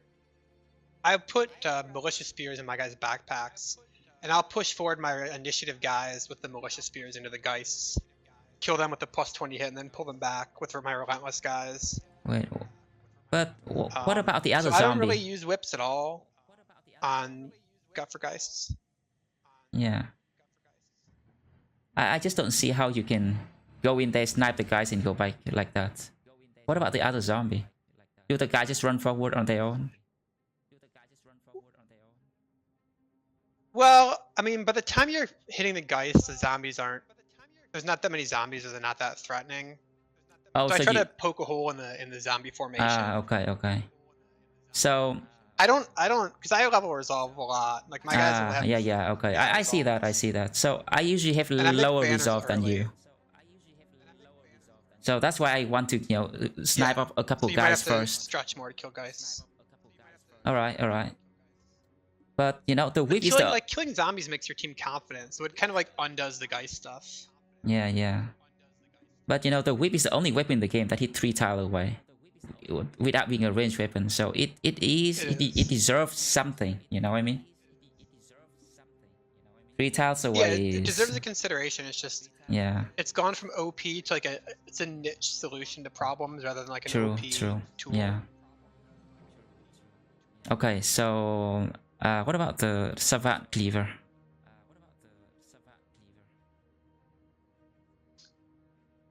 I rank it a little behind the military cleaver. I think it has more armor damage and less base damage. Yeah. So maybe as a standalone weapon, it's better than military cleaver, but as like a setup teardown, it's worse. So it kind of depends on your approach to the game. I'm trying to find the thing. Since I like to use more like units that work together, I don't like it that much. I agree. So, I mean, I don't see it in here. Yeah, I found it. So, it is okay. Well, yeah, less base damage is trading base damage for armor damage is not worth most of the time, right? The thing, sometimes I find the fame version, you know, the gold version, but it has lower durability than normal. And it's not usable, I hate that. Right. But yeah, not, you know, a decent weapon. Scram sex. Ram sex. Well, against zombie early on, I would use it. But otherwise, not really. Yeah. What about I think at the point of the game, I think it's a tier 2 weapon. Oh yeah, I forgot about that. So at the point of the game when the bleed is good, you probably don't have Cleaver Master on your bros. You're like level 4 and 5. You probably have fatigue problems actually using it. So without Cleaver Master, the bleed's not great. It's not worth taking Cleaver Master just for this weapon. I think the +10 to hit and the like +4 fatigue a turn from an arming sword is just better than the Scram Sex. It's just like I'm equipping it versus zombies if I needed to decapitate a particularly dangerous one. I might just give this to maybe my best bro for zombie fight, or maybe backpack them for a few bros in zombie fight early on to help me out. So. And the Fox is just a worse Scram Sex. Is it? Wait, is it compatible to the Scram Sex, or is it compatible to Butcher Knife? Let me see. Scram Sex. Yeah, Scram Sex is I ran out of wolves and swords and spears, and I'm fighting wolves weapon. Exactly. Well, well. The Fox has the same damage as the Butcher Knife, Butcher Cleaver. Oh, it does? It does. Oh. It has 5% more armor damage. Yeah. Yeah, all the cleavers, so. And the Butcher Knife I rank pretty low as well, and the Antler. All three of those are pretty low in the tier 1. The Antler is the worst. At that point, you're looking for fatigue economy and plus to hit, which is swords and spears.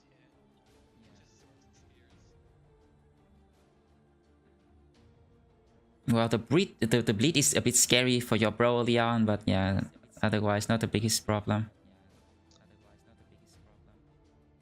Yeah, same thing with that Barbarian Cleaver. I'd probably is it better than the Scram Sex? Well, it has 5% less damage max roll, but 10% more armor pen. Seems like a worthwhile trade. But yeah, you know, that seems like a worthwhile trade. Probably a little bit better. The starting bro from the still not something you really want to use. Yeah, the starting bro from the Barbarian Origin use this, and it's a decent weapon. Right. Yeah. How are you feeling about? Start with it in Barbarians for sure. How about you? How are you feeling about the weapon that no one ever used, the Saif, two-hand Saif? I think that this weapon's very risky to use in more than like one guy, because it eats up fatigue. So if you have an unlucky first 2 rounds, and early game you're still kind of vulnerable to RNG, you can just stand out. And I've even watched pretty high skill players wipe, and we've done it too, running out of fatigue using stuff like Scram Sexes and flails, and having like 2 unlucky rounds, and then just against brigands and just dying. So you can equip these kind of weapons like one guy, but if your whole team has stuff like flails and Scram Sexes and maces, and you don't hit a lot of attacks rounds 2 and 3, you're gonna get wiped against any hard fight. So I don't really like this weapon. I would rather have the consistency of some of the one-handed sword options, but it can be good. Yeah, well, I'm looking at that, right, and I mean, there are better options to do damage with, right? But the damage is respectable, you know, 50 to 70, not that lower than the other two-hand cleavers. Damage is respectable, yeah. So maybe if you don't have other option and you're desperate for some damage. The fatigue it costs to swing is the big problem. Yeah, it costs the same as the two-hand cleaver, right? And I would rather double grip a tier 3 one-hand cleaver over this. But this is just a tier 2 weapon, right? It's a tier 2 weapon. I'd rank it. I'd put it between the crossbow and the bow, or bat. Yeah, pretty low even. Probably better than the Firelance. Anywhere there, I think I'm fine with. Let's give it 2. Yeah, okay. You just don't really need this weapon, you know. There are better options. this tier to deal damage, and there are better options to deal damage early on, Agreed. right? Are we done with cleavers? Oh, Orc Cleaver. Orc Cleaver still. Well, if you have a flame version and you're playing Anatomist with a potion that just negate the fatigue penalty, it's pretty good. But otherwise...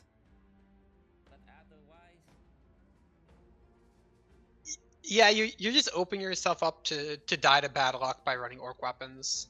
By running out of fatigue early in fights. Yeah, the stamina is valuable. And recover doesn't even work with them, because you don't want to take recover early, if at all. And it costs so much fatigue to equip that it makes recover not even give you fatigue back. So you really need a specialized bro and a famed to even start competing with like the non-famed weapons. I'd rank it pretty low. I'd rank it like probably below. Yeah, I'd rank it somewhere in the bottom third of the tier 2 weapons. I mean, you just can't bring it to long fights. Yeah, you know. Do you disagree? I agree. I just don't know where to put them because, you know, on one hand, the damage is good. On the other hand, you sacrifice so much to... I think I lost audio on you. Give me a second to rejoin chat. Okay.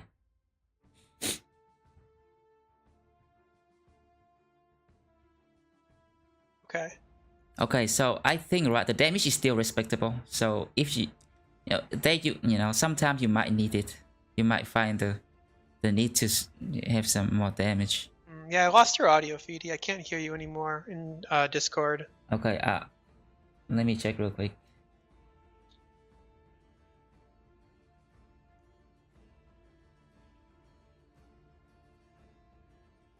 Good for unhold fights. Those are long fights. I wouldn't want to use it in an unhold fight. Okay, I just rejoined the channel, the chat. I'd rather use like even like a barbarian bonk or something. Yeah, so you sacrifice so much for a bit more damage, right? And I can turn the stream audio on, but then we're gonna have a pretty big delay between our. We already have like a 2-second delay now. That's gonna make the delay like 5 seconds. Why can't you hear me though? Can you not hear me? Yeah, your Discord's muted. Oh yeah. What? I don't know how it just got muted. Maybe I pressed a key or something. I'm back now. Okay. Okay, sorry about that. You're good. Okay, so I'm gonna put them, you know, below the other cleavers. Yeah, I agree. People, this is like orc weapons are kind of like a Reddit meme, right? Where people want to see a big number. Yeah. But it's a big number with so many drawbacks that it ends up not really helping your team. In most situations. Okay, so we talk about a lot about sword as a way to deal damage. Let's talk about swords. Okay. Want to start the top or the bottom? Let's go with the bottom. Short sword. I put this just behind the militia spear. So it's one of the best DPS options you have early game. Plus 10 to hit. It helps make your fights consistent. You're not fighting armored targets early. And 2 resolve checks a turn. Thugs and brigands are really vulnerable to dying to resolve checks. So a lot of good uses for this weapon. Yeah, I agree, man. Somehow I feel like the damage from the sword is quite a lot higher than the spear. It is, yeah, it is. But the hit chance from the spear is still more valuable early on, I say. Well, I'm taking fast adaptation. When I'm using these weapons, most of my bros are gonna have fast adaptation. Yeah, alright. So swords are better than spears for me for damage because the fast adaptation makes that plus to hit less valuable. So for the way I play, I usually give spears to my guys I don't take fast on, and then swords to the guys that do. But yeah, yeah, so when you have fast, right? I know the sword gives you 10%, but when you have fast, why don't you just go all in on some, you know, one hand axe or something with higher damage? Fatigue economy. I see. Yeah, okay. It turns unlucky fights into losses very fast when you stam out, because I don't really level fatigue at all. Okay, also the short sword versus the scythe. What do you think? I think the short sword is slightly better if I remember correctly. I could be wrong though. Alright. So scythe has better damage, better base damage with lower armor damage. Oh, so the save's probably a little better then, isn't it? against what you're fighting early game. You rarely have access to both, right? You're either fighting in the south and equipping scythes on everybody, or fighting in the north and equipping short swords. So I rarely am in the place where I get to choose. Yeah. Do you think the injury, thing from the curve shot is worth using? No, it's too much fatigue. Yeah. But when enemies use that on you, right, it's very easy for them to injure you when it's Someone told me that. Yeah, someone told me that some weapons or some skills are meant for enemies to use. Yeah. Injuries don't do that much to the enemy, but to you they're very impactful because it takes days to recover. Yeah. For a lot of the injuries don't even. Yeah. A lot of the injuries don't even work turns on the enemies. A lot of the HP and fatigue injuries don't work on enemies, or they're coded in a way that they don't actually have any impact at all of the game. All right, so moving up a tier to the Falchion. I mean, I rank Falchion pretty high. I guess if we have Falchion and Arming Sword both in tier 2, I mean, those are the weapons you want to be using, right? Like most of my team, my frontliners will have Falchion. And I used to prefer two-handers early game, but Fast Adaptation has been buffed, and Nomads have high defense. So typically in between like day 10 and day 35, we're fighting things like Nomads are most common fight, and zombies. And these fights check both our hit chance and our fatigue. So swords tend to be best in class for both zombies and Nomads. Alright, agree. So with Fast Adaptation, you basically you don't care about Nomads dodge, you don't care about their shields, you don't care if they shield wall. You're not going to run out of fatigue versus zombies and again big Nomad camps. They kind of just solve all the challenges you have playing in the south early game. Now playing in the north, if you're fighting Reavers, they're not going to cut it. But most players are playing in the south the first 30-40 days anyways. Yeah, I like to be I mean, I think my first 10 days I prefer to be in the north, but then Yeah. Well, here's the thing about the south is that this early southern Nomads, their AI is very weak to kiting, so they're less aggressive to close the gap. So if you have like 2 or 3 range bros, you can kite them back 3 or 4 turns and kill a bunch of them. The early spawns don't have a lot of range units. So it starts like poachers and beast slayers, where you start with like multiple good range bros. You're basically walking directly south no matter what, and stopping for just like a couple good fights along the way. If you don't have range bros, you basically want to be south as soon as you have like 2 bros with like 45 range skill, which is like you said, maybe day 10 in most starts. Yeah, well, the southern city have the slingers that hit quite hard though. But overall, right? But you're comparing, because slingers are kind of between poachers and marksmen, right? Yeah, so they're stronger than the poacher in the north, but they are, definitely not as bad as the marksmen. And they also not that many spawn. I mean, the very early south, you might not see them at all the first like 10-15 days. Like it does depend on your start in the first. Like you might decide to stay north because the first 10 bros you hired, you didn't have any range guys. So you might, fight like 1 or 2 more brigand fights before you head south, like based on that.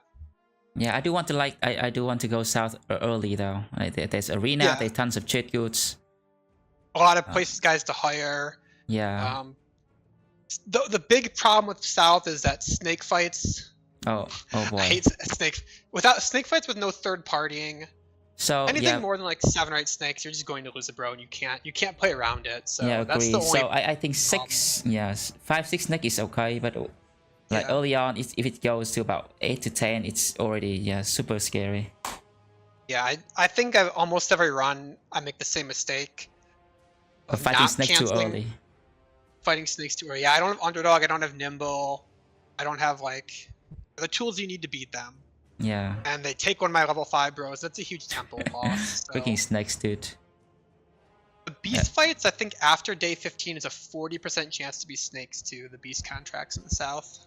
It's higher than the other beasts. So yeah, at least for me, if I if something chase me, I can bring them somewhere. I can bring them to a camp. I can bring them to a, you know, sometimes it can be an opportunity to take down a bigger camp, you know. So yeah. If playing with a little different style, that's you have more ways to deal with the snakes than I do. Okay. I just have to either cancel it or lose a bro, and I have to kind of choose which. So right now for my run, I'm playing a naked run. I just can't take this fight down south in general for fear of the snakes. But the chance of it being snakes. Agreed. Snakes, yeah, you need Battle Force with Underdog to deal with snakes. Otherwise, even for dodge bro, it's sketchy. Yeah, because they just cancel your dodge. They cancel your shield wall. Alright, so where are we? Swords, right? Arming swords. Arming sword, I would say, is probably one of the best tier 2 weapons. Yeah, I put it above the dagger. I would agree. Yeah, it's just kind of carrying you through the mid game. Yeah. And then the Scimitar is slightly I think it's worse than arming sword, but I'm not so sure now. Well, it is a bit worse than arming sword. It's a little less damage, but it looks better. So because I have so much nomad armor, I'll often sell the arming swords and use the scimitars for the fashion. So fashion, you know, fashion's important. Yeah, so Scimitar is just strictly worse because it has same damage but 10% less armor damage. It's not a big deal though. I'd be happy if I get my hands on any of them early on. The Goblin Falchion I think is a little bit better than the normal Falchion. I could be wrong. I think it's the same damage for a little less fatigue. Well, they're actually identical, but it's lighter. 2 less fatigue, yeah. So yeah, it's a tiny bit lighter, yeah. A tiny bit better. Sell for, I think, more. Maybe. So, sword is just so nice early on, you know. Just Noble, and then, yeah, so nice early on we kind of went through all the reasons, right? Noble sword? But that, I think, is pretty bad, isn't it? The Ancient sword? Well, it has I think it's closer. Yeah, it has 2 damage less than a arming sword. 2 damage less than a arming sword, yeah. Yeah. Okay, so it's a little bit worse than the scimitar, even, isn't it? Yeah, it has more armor damage than Scimitar, but still. Yeah, probably a little bit worse, because you're not using swords to kill armored stuff. Yeah. Okay, arming sword and Shamshir. You mean Noble Sword and Shamshir? Yes, sorry about that. Noble Sword's kind of hard to rank because as a backup weapon for a low melee attack hybrid, it's best in slot.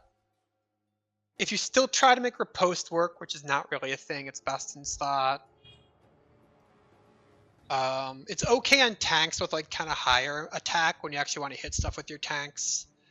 But I think it's in its niche, it's really good. It's good to load on it on hybrids versus Necro Savants. It can be really good.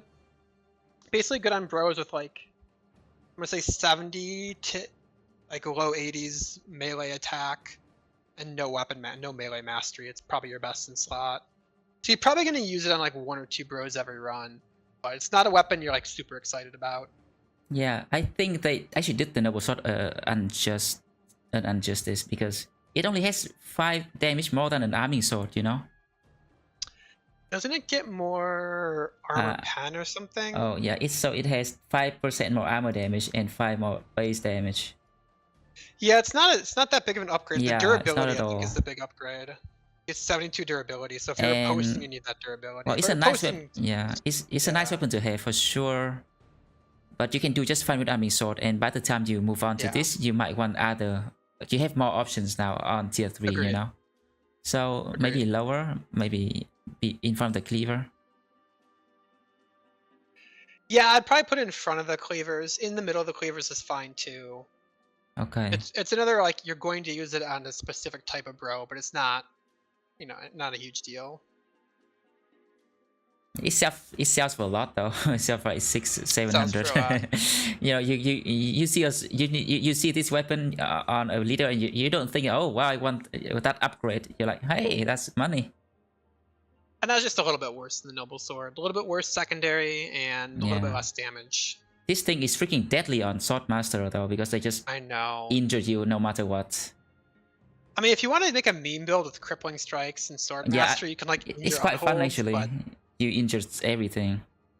Injure Orc Warriors in 1 hit, first hit. But it's kind of a meme. It's like not really a strong way to play the game. But you do use quite a lot of Executioner, don't you?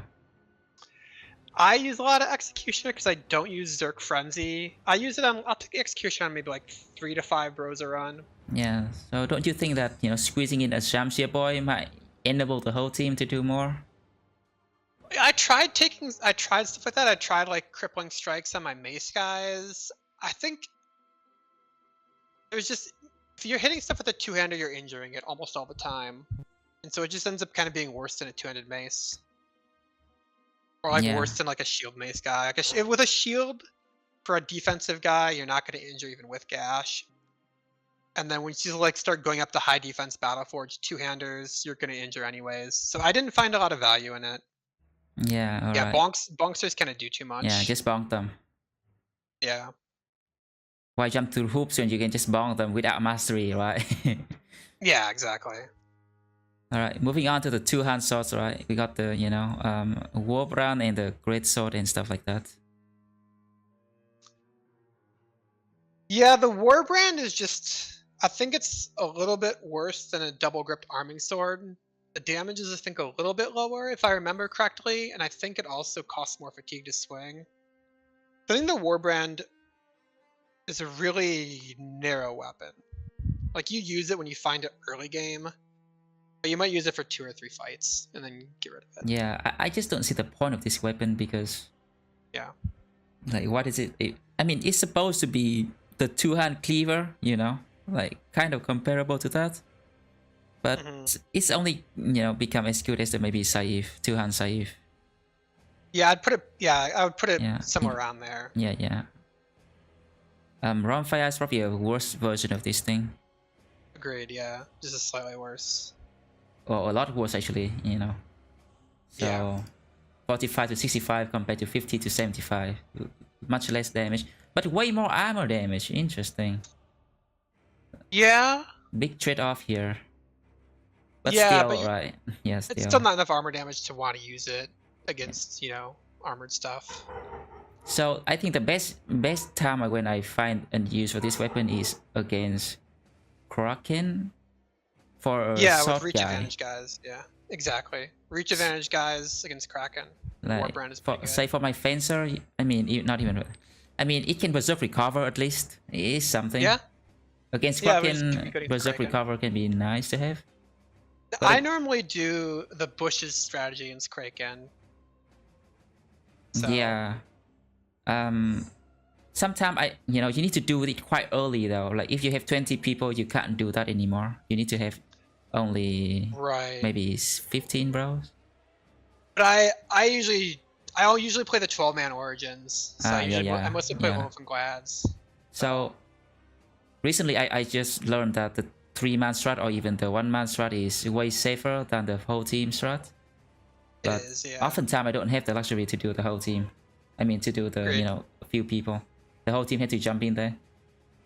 And this thing has a lot of flexibility, right? It can preserve recover, it can AoE, it can split. So lots of flexibility during Kraken fight there. So the AoE and split damage is so low, I think they're not worth using. Because it's one-handed damage. You don't get like a double grip bonus or anything. So you compare it to the longsword, it uses all your AP to AoE with a low damage attack. It uses all your AP and fatigue. So I don't think those are worth using on the Warbrand. I mean, yeah. They are better option to do your damage, Yeah, so, agreed. You mentioned the longsword. Where should we put it? I think pretty high in tier 2. I think for a guy without fast adaptation, when you're fighting stuff like raiders in a 12-man team, it's pretty powerful to still have that +10 to hit and the AoE options.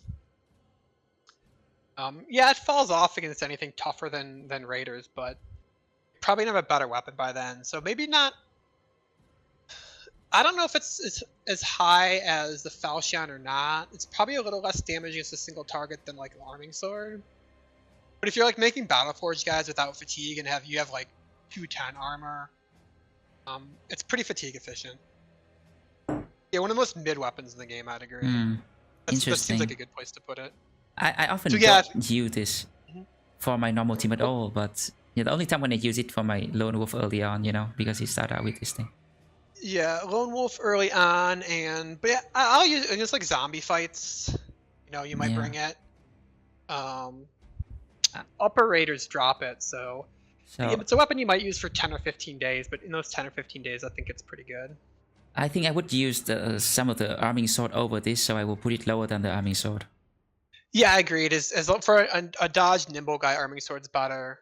But again, if I have like 210 raider, or like a 210 armor I got from brigand leader, you slap a +30 attachment on it, you know, and you give a guy the long sword. He doesn't have fatigue to use the arming sword. It's got its niche.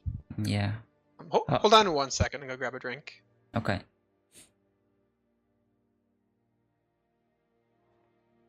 All right, boys. I hope you're enjoying the stream so far.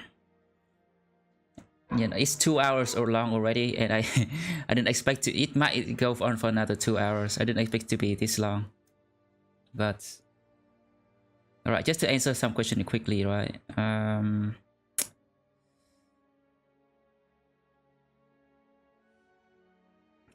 So, you know, for the S tier, right, we go for either OP weapon with builds, things like Qatar dagger and guns, or things that are casually just good, you know, mostly fatigue neutral build like great axe or big mace. Some of the things like banner is a special thing, right? It just provides such a good aura buff. And for the dagger, since said that it's such a good weapon to just kickstart your run, you know, go into turbo mode, you know. Super cheap, grab it for everyone, just get a bunch of armor early on. So it's a special weapon, a special case. And yeah, the loot should, you know, be, you know, it doesn't deserve to be in the in here. So yeah, we feel bad for it. Oh, you're removing loot to F tier? Okay. No, I wouldn't do that. I wouldn't do that. So these tier 1, 2, and 3 are based on the game's assignment of the weapon tiers. Yeah. With the best weapons being on the left and the worst on the right per tier. So we're not comparing the militia spear to the tier 2 spear. We're comparing the militia spear to like the antler. We're gonna compare the tier 3 spear to the tier 3 weapons and the boar spear to the tier 2 weapons. Exactly. We're gonna go to the spear real soon, but let's finish with the great sword. Can we put great sword in F tier? I think it's too harsh, right? It's too harsh. Come on. I mean, it has fallen from grace, but it's been nerfed so many times directly and indirectly. I mean, right? If you give this to your whole team, they can beat anything in the game later on, or maybe in the mid game. Can they? They will struggle, but they can get through it, and you might even find the flexibility really nice to have. So it's flexible against mid to low tier enemies. Basically, Reavers, Brigands, and worse. It's pretty good against beasts. Yeah, goblins, spiders. Some AoE options. It's good against goblins and spiders. But it requires kind of a specific build. You have to have sword mastery. Yeah. You have to have fatigue. And you probably want defense because otherwise you can't use the AoE. So now we're in a pretty demanding build for a weapon that can't kill high tier enemies. That's my problem with it.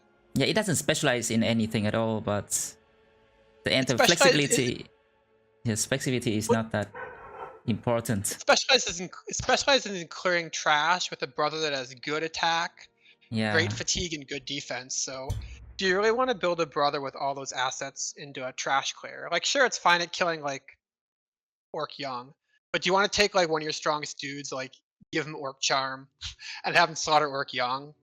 That just seems like it's not what you want to be doing with that brother.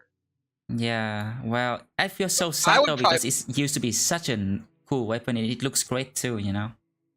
Yeah, I mean, it could be one of the worst tier 3 weapons. Yeah. Or it could be F tier. I'm fine with either one. But I think it's worse than the fighting axe. I would take it over fighting axe any day. I'm gonna put it in front of it. Yeah, but the rondel should be higher than it is. Oh yeah, of course, the rondel. Yeah, the rondel is probably between noble sword and scimitar, maybe. Yeah. Yeah, somewhere up there. Yeah. Yeah, as long as we're making the point that it's So if you get like a day 16 greatsword drop from a brigand leader, it can really snowball your run. Yeah, it's pretty But nice. but the later you get in the game, It is a the baby great less axe, you use it. right? It is a baby great Yeah, axe. exactly. I mean, if the great axe has the swing from the sword, it would be so much better than the round swing. Exactly. That's kind of the bardiche, Yeah, right? the swing is such a nice thing. Yeah. And I guess on some lone wolf builds, if you go sword mastery, there's some like convoluted reasons to go sword mastery in your lone wolf. It can be a weapon you want to buy on awesome lone wolf runs. So it's not as bad as we're making out to be. It's just it used to be the best weapon in the game, and now it's one of the worst. So there's some sadness there in our eyes. Some saltiness. I can smell it. Yeah, exactly. All right, let's put the lightning sword up there, but I don't think it's that great actually. I mean, so the lightning sword can cause 4 fearsome checks per attack. Okay. So you can cause without Zerker Frenzy, you can cause 8 fearsome procs per turn. So I think with an Iron Lungs dude, you can make a fatigue neutral build that you just swings the lightning sword twice a turn, and you're going to get an average of like 6 to 7 actual successful fearsome procs per turn. All right. I like your fearsome approach, but I also think this thing get a lot of easy kills, so Berserk Frenzy is quite, easy to. Berserk Frenzy recover, really easy to trigger. Yeah, and I think Frenzy is a perk you don't necessarily have to take because it doesn't work on the lightning damage. So if you're going sword and board, you could skip Frenzy and just take Berserk, and that's good too. Yeah. You can skip Frenzy. Or you can go Duelist on it. I mean, you still get the Duelist damage from the base weapon. So I think there's a lot of different ways to build it. Yeah, I do like the Duelist. I think by the time you get it though, yeah, I would probably rank it like with the banner and the butter knife. By the time you get it, if you're playing a random seed, you've probably already won. You're strong enough that nothing really matters. If you're playing a known seed where you can like start the Kraken questline really early, you're doing like a fun run basically. You can get it pretty early and build bros around it. But for a standard run, it's just not. By the time you get it, it's not great anymore. That's probably a good spot for it. Yeah, I like to use it to crack open those big legendary locations. Goblin City, Monolith, Library. Just make it so much easier. You could still solo Monolith with it. You can't. They took away the riposte. The riposte used to trigger lightning. Now it doesn't. Was it that OP that they took it away? Do you think? Yeah, they did. Because they don't want you to solo the game. You could still solo Goblin City and Monolith with it though. Okay. Okay, are we done with the swords? Fencing sword. Fencing sword. All right. This is one of our agree to disagrees. We'll both give our points, then we'll. Okay, so I think fencing sword, right, is so unique, right? It's super unique. It's super fun. It can do things that nothing else can. And it does it well, right? It destroys enemies. Flexible, mobile, and okay. So it bursts damage really hard, right? And in the arena, it shines very, very bright because in arena you want to burst as many things down as you can. And in other fights, I don't jump in right away with the fencing sword. In normal fights, I like to keep the fencing sword around the flank, and then when the time comes, when my line starts to break through a bit, I jump in and just destroy it. Okay. So good in arena, it's very good at killing goblins, correct? Because the lunges are almost guaranteed to one-shot goblins. Yeah. You can add damage with cat potions, which last the whole fight now. Yeah, pretty cool. Also, cat potion also buff dodge, right? Yeah. So fencing sword used to be one of my favorite items. Oh no, what happened? I used to build 2 or 3 fencers a run. I think they've nerfed. There's too many side nerfs to it. So wait, first we're talking about is Qatar. So Qatar requires probably 50 less stats for a build that generally does more damage than the fencing sword in a safer position. Okay, I can see that. So if we're comparing initiative builds, yeah. The Qatar guy doesn't need as much defense because he's playing with his team. He doesn't need as much attack. You can also puncture with Qatar guys. Fencing sword gets in trouble when you miss. Tall guy gets so many Yeah, attacks. yeah. That If have you less miss, you are in variance. trouble. I think like 85 fatigue is fine for a Qatar guy, like 85 base fatigue. 140 initiative is fine for a Qatar guy. I think on a fencing you want like 105 to 115 fatigue, and you want to cap initiative. So you probably want like 160 to 190 fatigue. Well, Those stats are really hard to achieve. so right. I be a lot of fencer and I just don't pump any fatigue at all. The fencer is really Okay. light, and your armor is countered by the hyena thing. So you just Yeah. generally have the amount of fatigue that you start with, which is about maybe 90, 80. So, or sometimes maybe 70 is fine too, because you want to fence, you know, like you want to fence maybe for 2 turns and then take 1 turn to recover. Yeah. Yeah. So exactly. Fence 2 turns. So I think fencing 2 turns, you should have enough fatigue for like 5 leaps and like five lunges, which I think is 110 fatigue. Mm. So like 110 to 100 fatigue. I think I used to use every run. Like basically instead of Qatar guys, there are my damage But bros. yeah, the thing is, the fencer didn't get any worse. It's just Qatar is becoming another option. Well, and also, so if we talk about weapon pairings, usually what we'd use is these reach advantage hammer guys to step up an AoE, and the fencing sword would hop, hop, hop, and kill those 3. And so the changes to the recover and adrenaline and fatigue and HP mechanics made the two-handed hammer much worse. The best weapon is setting up the fencing sword also got nerfed.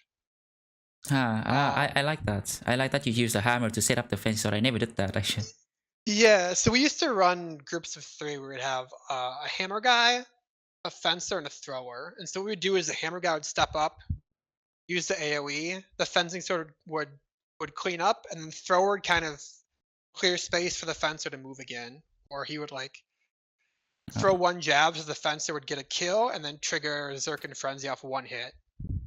Because usually that first lunge you need Frenzy to one-shot stuff like Brigands. So they'd kind of act in different groups of 3, and I'd have like 3 of them, and they'd move around as groups. But a couple other reasons I don't like the fencing sword anymore. There's more fights it's bad in. So nomads have such high defense, and pocket sand. The fencers often get themselves in trouble. Wait, so fencers get in trouble when you miss. Fencing said, I mean, fencer counter sand though with the wait tactic. Kind of. So you want to act and then wait. Yeah. What happens is you jump in, and if you miss, you wait. They pocket sand you, and you lose your defense from dodge from the pocket sand. So while you're stuck there, they're just gonna wail on you because you've lost your main source of defense. Yes. I don't. Yeah, you just need to use your fencer a bit carefully. The first couple turns, maybe hold back a bit, and then when the time comes when they're occupied with other bros, you jump in and you. Yeah, and then so we're comparing it to a tall guy. So also fearsome got a lot better and damage got worse. So a tall guy with 3 fearsome procs versus fencing sword, you're trying to get enough stats to one-shot stuff with initiative. And then guns as well. So the big AoE of guns, you can't use guns and fencers in the same team. Yeah. So I feel like guns and guitars are just a better meta. Fencers are super fun. Like I love playing them. It has the explosiveness, you know. It has explosiveness. You get the dopamine. Maybe I'm just a dopamine junkie. They're bad against snakes. They added kind of bad in library. So I feel like they added 3 fights where they're bad. They took away the fencer's best setup, and they added in a weapon that's generally better than a fencing sword, the Qatar. And then guns, another one of the strongest weapons in the game, have anti-synergy with fencing. So I feel like there's just a lot of like meta nerfs that you really need the right candidate, and you kind of need to not use some of the best mechanics in the game to make fencers work. But they're still best in slot against goblins. So I want to put it in the S tier, right? What's the best price you can give me? I mean, you could put it in S tier. I feel like if you're building a team around them, if you like farm a seed for like, you like farm an Oathbros seed and you make your young Oathbro a fencer, or you can even farm like a a strong, quick hedge knight, lone wolf seed, you kind of need a farm seed to make it S tier performance. So I Yeah. could go below the loot, but You monster. but you know, this is you're driving here, so wherever you want to put it. All right. I was about to say something, but I forgot already. Oh no. Maybe we do Oh, axes okay. next. So you know, I mean, the high you get from using this thing though is real, man. It is, yeah. It It's is the most fun weapon in the satisfying. game. You know, I think the most satisfying things, right, are fencing, death blow, triple death blow. You know, some of the Yeah, triple death blow. Yeah, and maybe some or other 5x death blow for smash people in the armorists. head with a bonk and then smoosh their brains. Double gunning is pretty. You gotta try a double gunner on a Feedy. Yeah, but we're gonna. No, yeah, I don't think I you've tried it yet. I'm trying it this run though. I'm trying it this run. I have a Okay. code this one going. High resolve. Go multiple gunners, shoot things. Yeah. Yeah. Well, another reason I don't like the fencing sword is I don't like losing bros, and Yeah. kind of Okay. high risk. And there's lower risk ways of getting the job done. Yeah, I think I just use the fencer safer than usual. I don't go underdog on fence. I go overwhelm so that I can better 1v1 in things in the flank. Yeah. 1v1 chosen with overwhelm. If I miss, I can still protect myself. And then when the time comes, I jump in and I destroy the archers. Those pesky archers shooting arrows, I just skewer them. It just feels so good. Now, one thing I haven't given a fair look to is taking 9 lives on fencers, ignoring HP, and pumping initiative and fatigue. Like going lower defense and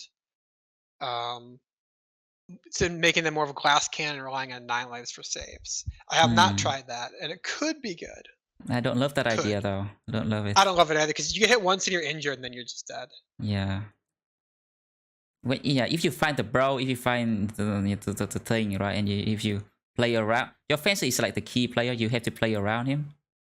Correct. Yeah, you have to your teammates to set him up. Like you have to be like, if I jump in and I miss, there should be someone close enough to save him. Things like that. Exactly. All right. Okay, where do you want to go next, Sins? Which type of weapon? Do axes? All right. Let's start with the man splitter. Man splitter, I think, is a really good tempo weapon. I feel like for your dodge guys, if you get a man splitter like day 20 to day 50, it can be best in slot. You one shot a lot of stuff.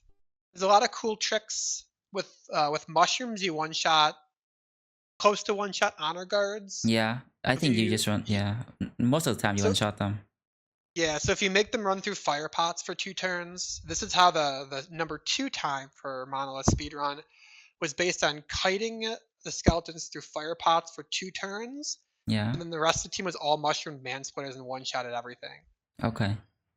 So there's a lot of cool tricks you can do with it, but they're tempo tricks, right? They're good in the mid game. Yeah. It requires a lot of fatigue to equip, so it de-synergizes with dodge. It's not good in long fights. 30 fatigue to just equip this thing. Yeah, so you're losing a lot of defense from dodge. You can't really go Zerk Frenzy with it. Yeah. So if you're looking for big damage, like in the late game, Zerk Frenzy Great Axe is better. If you're looking for like mid game, it's a good damage mid game, but later on the fatigue is not worth losing. But if there's a fame version, I would highly consider maybe. So are we putting it tier 3 or tier 2? I think kind of higher in tier 2, somewhere like Longswordy is probably fine, or higher if you want. It's really very impactful when you get it, but you want to replace it when you can.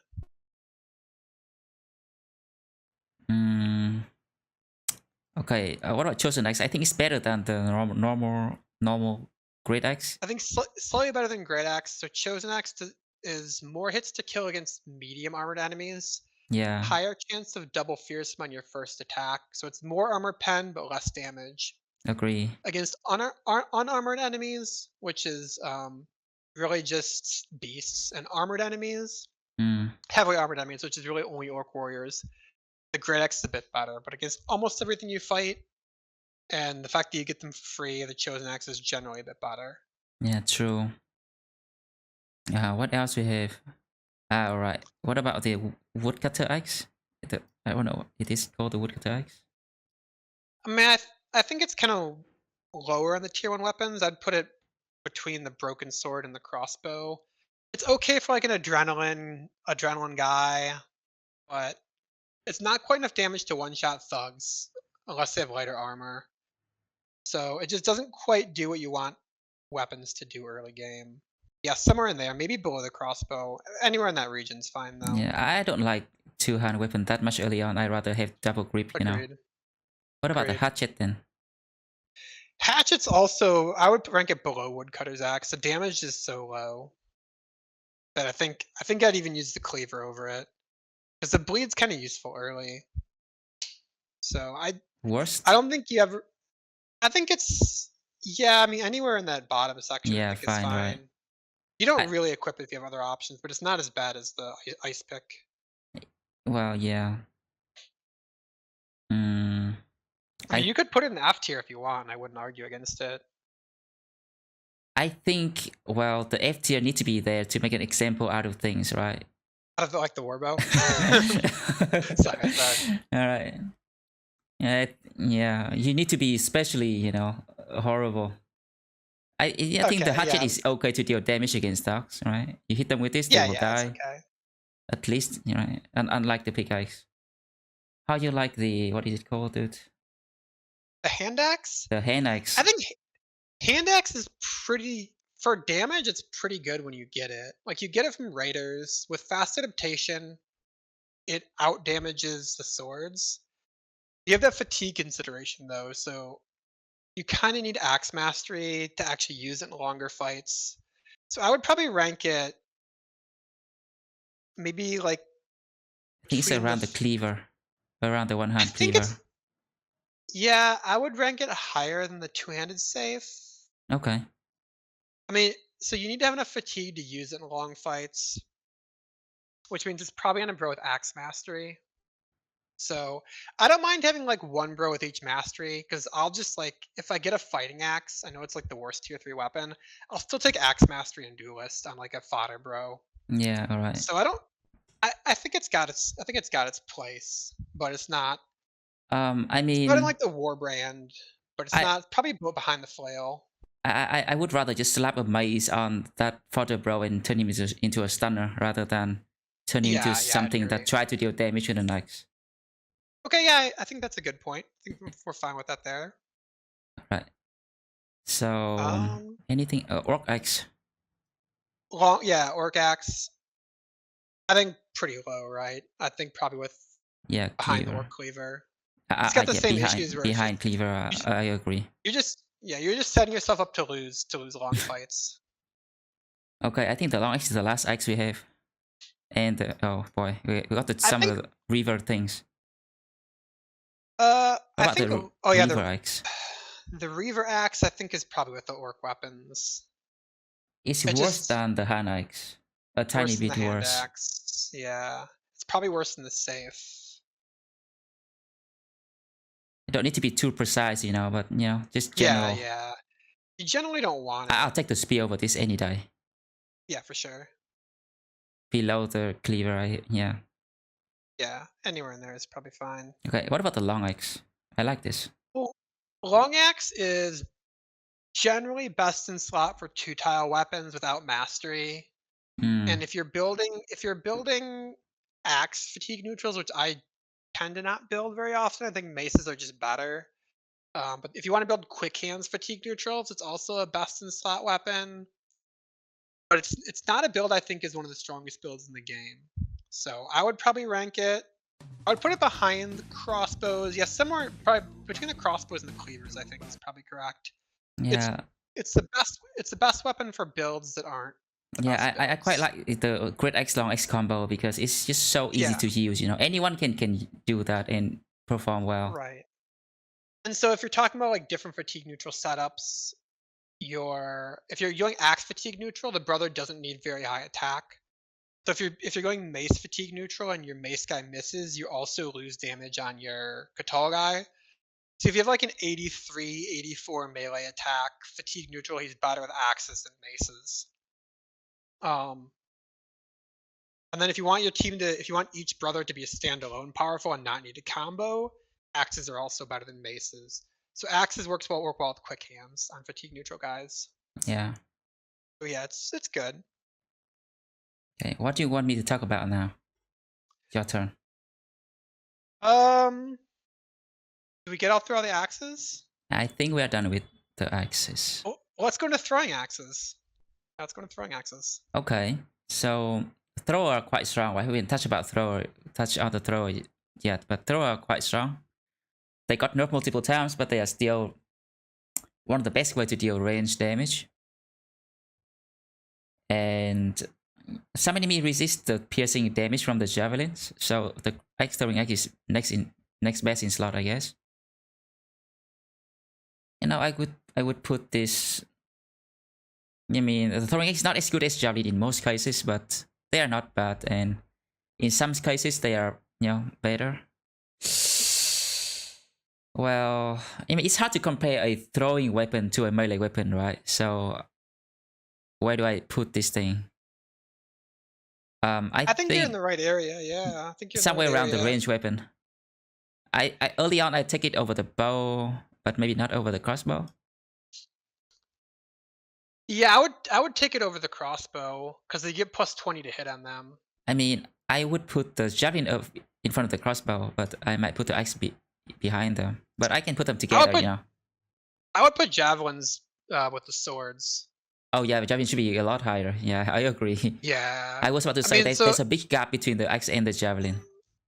The axes are good against enemies you need axes for. Yeah, yeah. I would probably personally rank them higher than that, but I don't think it's worth like extended argument. Oh sure. Yeah. Right. So throwing weapons they're too strong.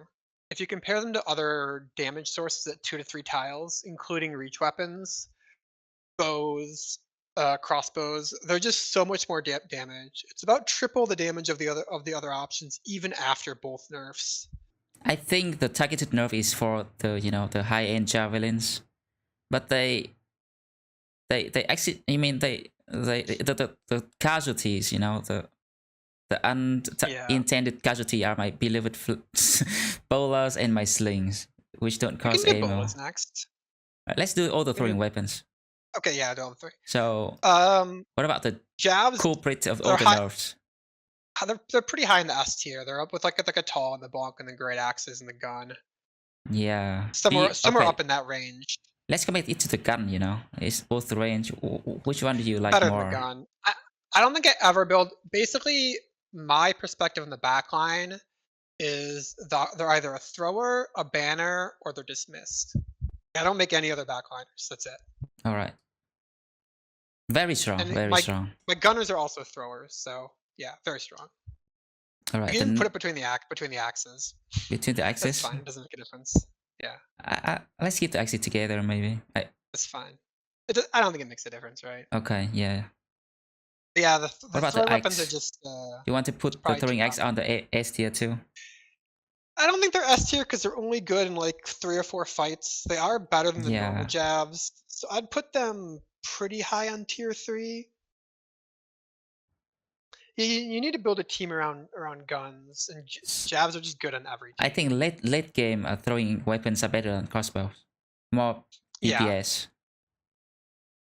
Are they axes? Yeah, I think that's a fine place to put it. I think the spiked impaler opens up a lot of tactical flexibility. I didn't see this here. Yeah. Axes are really good against Alps. They're nice to bring to orc fights for like 1 stack to hit orc warriors if you want to shred their armor. It doesn't do that well though. I have noticed. Yeah, it deals some armor damage, but you do it because it's not.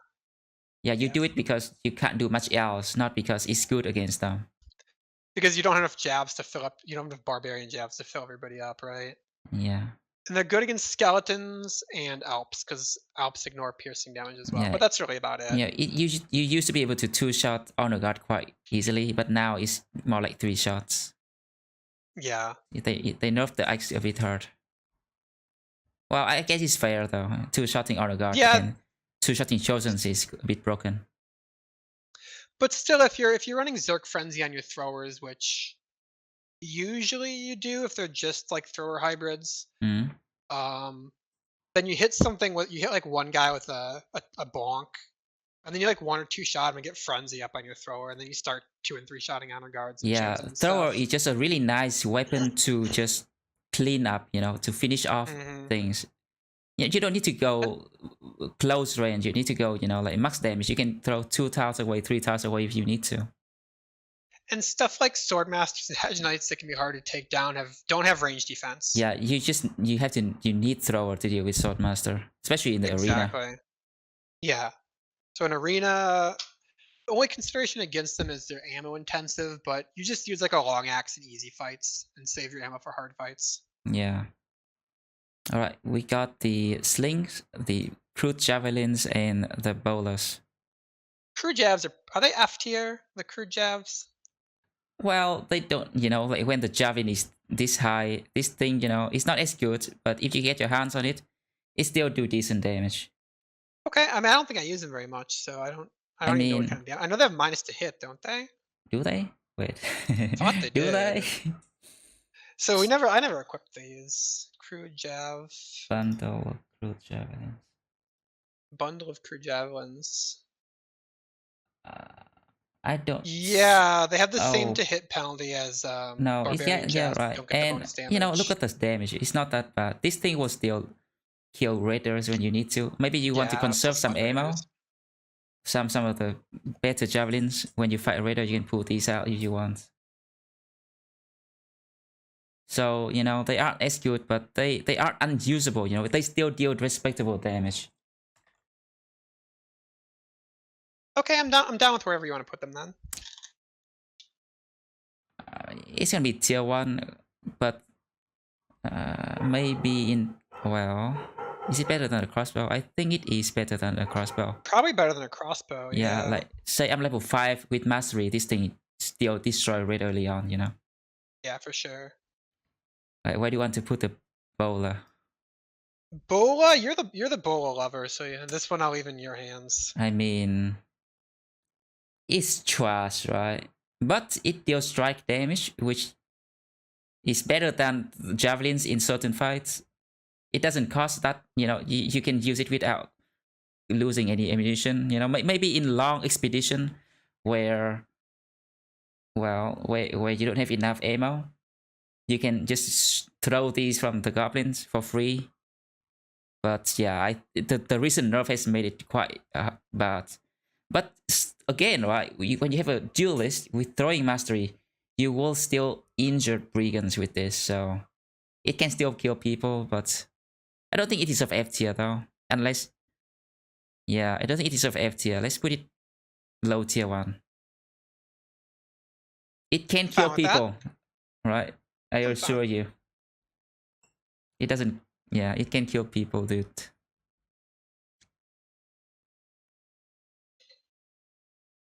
Yeah, that works for me. Or maybe I have become a goblin from getting shotted by goblin too many times. Now I also like the bolas. Maybe, I don't know.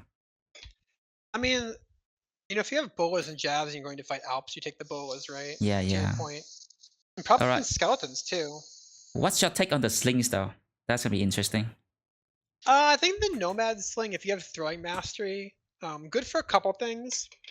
Because I use fast adaptation as I move my team back. I'll miss on purpose with slings to get fast adaptation stacks. Interesting. So I'll shoot at like a 5% target that I just know I can't hit. That way I get like plus 20 or plus 30 to hit for the first attack of the fight with my jabs. The damage is respectable. Yeah. Good for AI manipulation. So I'd put the sling. I mean, it's the low tier sling and put somewhere towards the bottom third of tier 1 maybe. Really? It's better. I think bola was crappy sling. I'd put it like with a woodcutter's axe maybe, like that part of the ranking, anywhere in there. I mean, it's not bad. It's a range option early on, right? Yeah, yeah. And I don't know, but there's something funny about using a weapon that is supposed to be weak, but somehow dealing surprisingly high damage, like injuring, breaking people's arms with a rock, you know? I love that. Yeah, yeah. Giving people concussion, breaking arms with rocks, breaking knees. I think slings were used for slings were much more common weapons in history than people give them credit for. I think they were more common than bows in the classical era, like Romans. And I think they were still used until like the early medieval era and Reconquista. So against unarmored targets, they were really good. If you're talking about wars in like Yeah, North so Africa and Spain, they were used until like the 1300s or something. I So mean, historically, much more yeah. important than people give them credit for. I mean, in the Game of Thrones books, right? Hmm. There's some sling soldier that is described very deadly. You know, they explode knees. They just make Yeah, knees yeah. explode. So pretty When scary. the conquistadors came to America, they were pretty afraid of Okay, they got some exploded knees the too. American slingers. Yeah, they said one of their horses got killed by a single sling Oh bullet. shoot. I want to like them, right? I think they are kind of cool, but if they were a fame version, I would use it a lot more. Yeah, I think it's probably between the crossbow and the bow for tier 2. Definitely better than the warbrand and worse than the throwing axes. Anywhere in there. I'll take the bow over that, right? Unless I have a throwing mastery, but then I would use Yeah, javelins. yeah. Are you doing like one quick attack early in the fight and then switching to jabs, which is usually what you're doing. It's like Yeah. back up, like sling once, back up 2 tiles, and then you're gonna use jabs the rest of the fight. And it's better for that with mastery than the bow. Actually, But yeah. it's I competent in the agree bow. early on. If you just build a slinger build, I mean, if you just build a thrower build, yeah, getting a couple of rocks out there early on, fishing for daisies maybe, is better Yeah, than yeah. bow, yeah. This bow is not that great early. We want to do the rest of the range weapons then? We got the throwing Sure. spear still. Throwing spear. It's hard to So rank this because it's a one-time thing.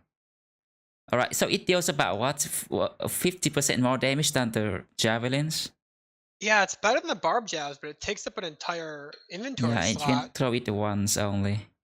So You kind of need bags and belts to make it work. yeah, and you know, if you can gauge the damage well, right, you can see when you need this to finish to get a one-hit kill and then trigger berserk recover maybe. I mean berserk killing frenzy and then throw more. Instead of throwing You could put two of these, you can throw one of these. you could put on melee guys to break shields, which you generally don't want to break shields. But No, I if you have like mean, if you make some kind of quick hands shield build, you could use it. I've never done it. It's all I mean, yeah, theorycraft. it's not really practical. Yeah, it's probably. Is it F tier or is it like? It's just it's No, 5 head and we haven't learned how to use it yet. I mean, It might be 5 head and we're just haven't figured it out yet. so I mean, so right, so if you start the fight with this, right, and then you have another one in the backpack, you throw two of these, it's gonna do damage. It's two short chosens. All right, think about that. You can Yeah. kill chosen in one turn with this. Yeah, I mean, maybe we should be. I always vendor them, but maybe I should be saving them for hard fights. You do need bags and belts so we can run out of Yeah, ammo. without So back and bell, it's a bit hard to utilize it, but it's got a lot of you know, drawbacks. it's not a real weapon. It's just a fun thing to do sometimes. Yeah, Seeing big numbers, you know, being able to one-shot enemies. Things. Yeah. The weakness is that you can't throw things with shield though. You will always hit the shield. No, I think is that true? Yeah. I thought if you missed it, guaranteed broke the shield. Maybe I'm missing the mechanic. if you okay, so wow. So if you aim at the shield guy, you'll always hit the shield. Is that true? I thought there was a secondary attack that always hit the shield. No, it's just one attack. Okay, I didn't know that. So the only time that you get hit, I mean, sometimes they will miss the intended targets and then hit another one. So let's say, let's say, right, you have a shield guy, but then you have another guy in front of the shield guy. The only time that they can hit the shield guy is that they aim for the front guy, but then they miss the front guy and then it hit the back guy, the guy with the shield. Oh well. Otherwise, yeah, I guess it's kind of a. Will always aim for the shield. So it's against chosen is cool, but against brigands sometimes you can't throw at them because they got a shield. I think it's a tier 2 weapon. Yeah, it's pretty low. Oh yeah, guaranteed chance to hit the shield for 26 damage, which doesn't even kill shields with mastery, does it? Yeah, kind of sucky. So yeah, it's pretty low tier then. I think it's better than the sling. Because, you know, You think better than the sling? Okay. I mean, the damage is respectable, very respectable. Yeah. All right, we have 6 bows. Okay, Let's put wonky bow is F tier. All right, F tier, wonky bow. Short bow, definitely somewhere behind the crossbow. Short bow. Probably ahead of the sling. It's only for AI manipulation. It's really just to make thugs charge you, and that's it. I mean, it's a range weapon early on, you know. You shoot a couple arrows, hope that an arrow lands, and then kill something. The goblin bows, we can are both pretty bad too. That thing's probably worse than a normal bow, dude. I don't even know this thing exists in the game, man. Yeah, then that's the boondock bow and the reinforced boondock bow. I think it's worse than this, and then this thing. Yeah, this thing's actually scary. This thing. Scary when goblins have it, because goblins have a hidden duelist perk that works on puncture and bows. Oh yeah, and also Goblin Champion Fame bow is just not a Fame version of this, but a Fame version of an upgraded boondock. That would be quite insane. Yeah, so that's a fine place. Composite bow. Composite bow is scary, man. Like Nomad Archer, it just hurts. I think it's a little worse than the longbow for the player to use though, because it has -1 range. And yeah, but they have so much more armor damage. It has a bit less damage. Yeah. But much more armor damage, and yeah, it's scary when they use it. Yeah, but and also Nomad Archer has quite high range attack. Oh, do they? I didn't. Surprisingly high, you know. Okay, I didn't know that. 75 maybe.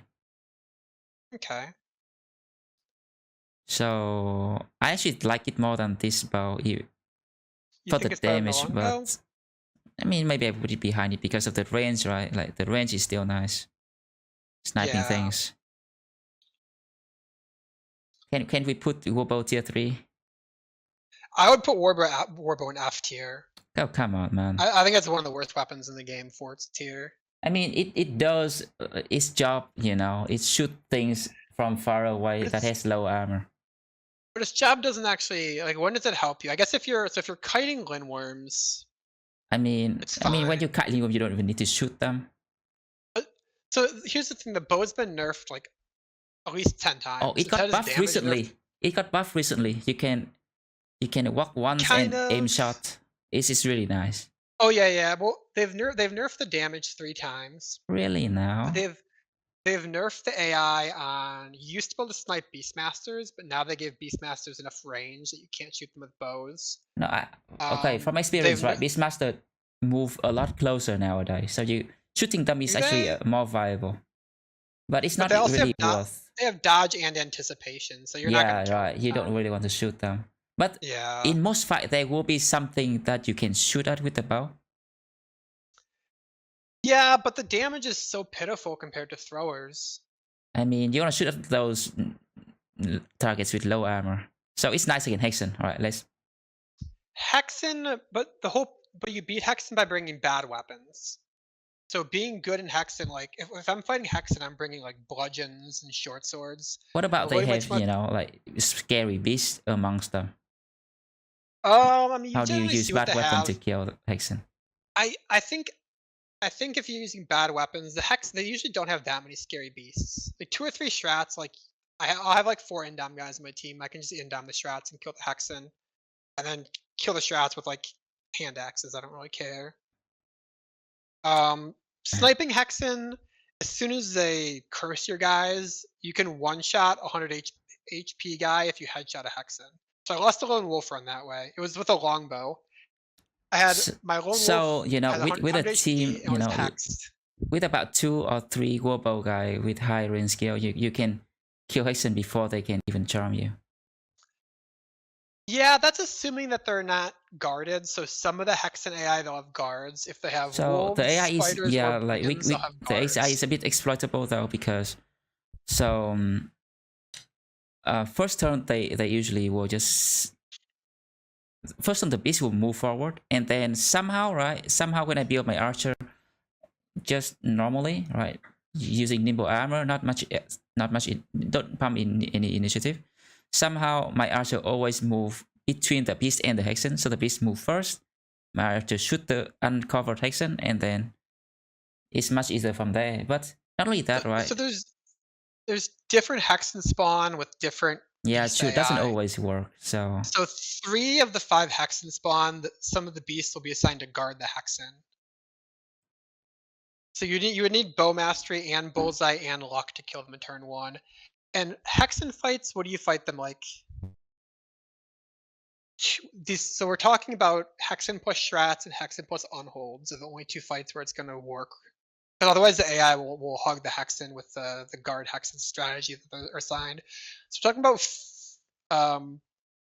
like 17% of hexen spawns. So you're gonna see one every 2 or 3 runs. You're gonna see the fight where the bows are good, and you could just use longbow on a guy without mastery, and it's gonna do the similar thing.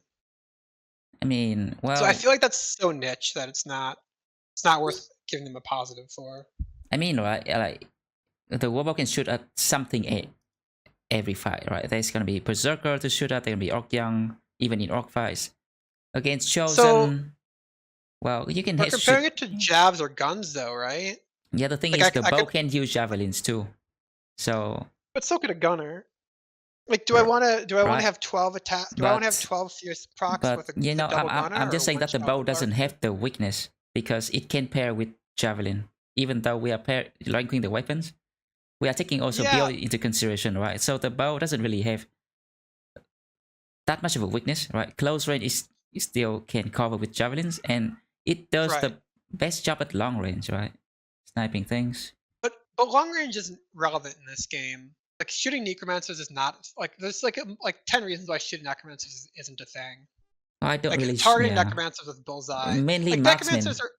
Mainly enemy archers. So we talked about the different.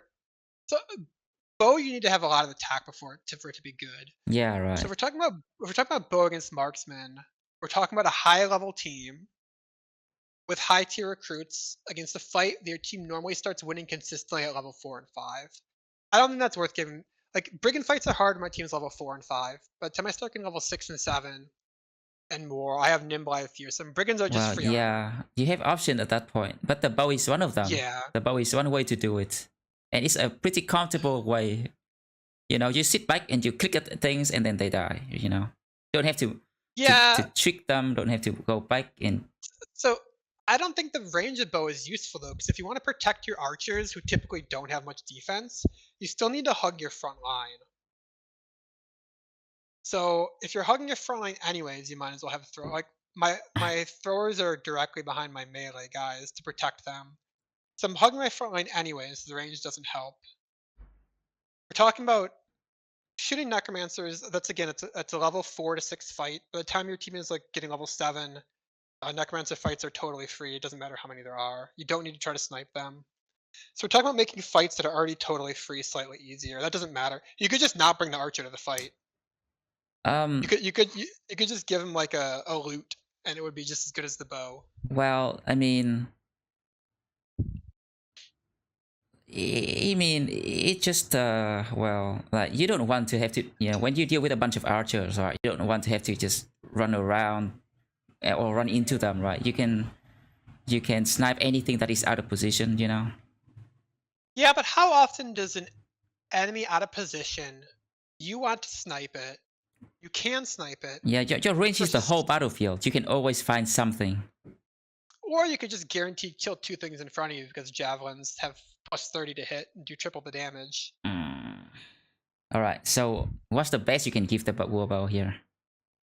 I mean, I think it's F tier. I think it's one of the worst weapons in the game. But I think we're agreeing to disagree, and so you can rank it where you want to rank it. Well, I think it has to be better than these bows, right? Because, you know, it hasn't used in the game, right? You know, not. Here's the thing about bows. So you could cheese the game with bows, right? So if you look at some of the earlier speedruns. Okay, wait. Let me say this. Let's not rank the weapon based on the best way to beat the game, you know? Let's just think of a weapon as a way to approach the game, right? As a way to approach the game? I don't use bows at all. I think the bow just opened up a lot of options for you. Okay. Makes life a lot comfortable. So maybe it's a plate weapon. Maybe not a weapon for the connoisseur, battle royale connoisseur, but for the plate piece. Maybe with the greatsword then. Okay, I can. Yeah, I think they are actually very similar. They do that. With the greatsword. Yeah, better than the greatsword, right? I'm a known bow hater, and okay, you use bows, I'll so. take that. I'll take that. I think yeah, you know, it's such a nice way to approach the game. It like yeah, it's a way to it play the opens up game. some You know, lines of play. It's a way to play the game that feels like what a strategy game should feel like bows should be. and it's very satisfying to see your archers just click things and they die from half the map away. Don't care what they enemies archer behind cover, click that. It's very satisfying. Okay, so let's go for the spear. Let's Okay. Spears. Okay, so the auxiliary spear, I think that's Still a spear. Yeah, still a spear, right? You still spear wall. The damage is a bit. I mean, the damage is it a bit worse or a bit better? Yeah, so weird. I thought it was between the militia and the boar, but I could be wrong. So the damage is about the same on average, but it has a higher variance. Okay. Interesting. So do you like the variance? I like the consistency more. Okay. But quite comparable, right? Yeah, quite comparable to the militia spear, so maybe like a little bit below it. Do you think it's worse than the scythe? The scythe maybe less than the sword because they are more consistent? Yeah, I could see there. I could see that. Anywhere in that top range is good. Yeah, okay. What about the goblin spear? It's very light. Probably S tier because it is best in slot for tanks. I actually agree with that. Maybe better than the dagger. Worse than the dagger. Yeah, anywhere in there is fine. It actually has has better damage than militia spear and much lighter weight but less armor damage. But we don't. We want the weight and the hit chance only. Right. Boar spear.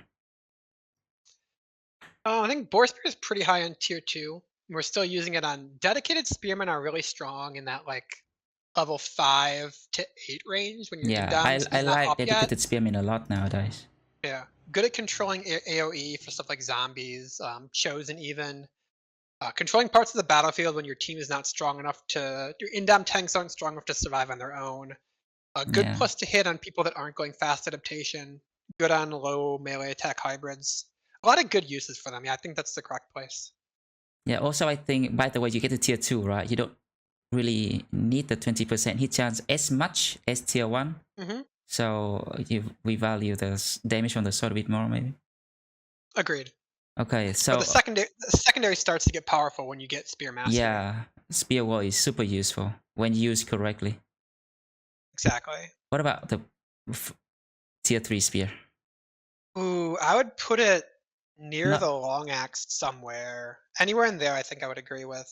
I think at this point we're talking dedicated spearmen. Yeah. Same low attack high. In late game, dedicated spearmen is not as necessary. Yeah, they kind of are a less reliable version of tanks in a lot of fights.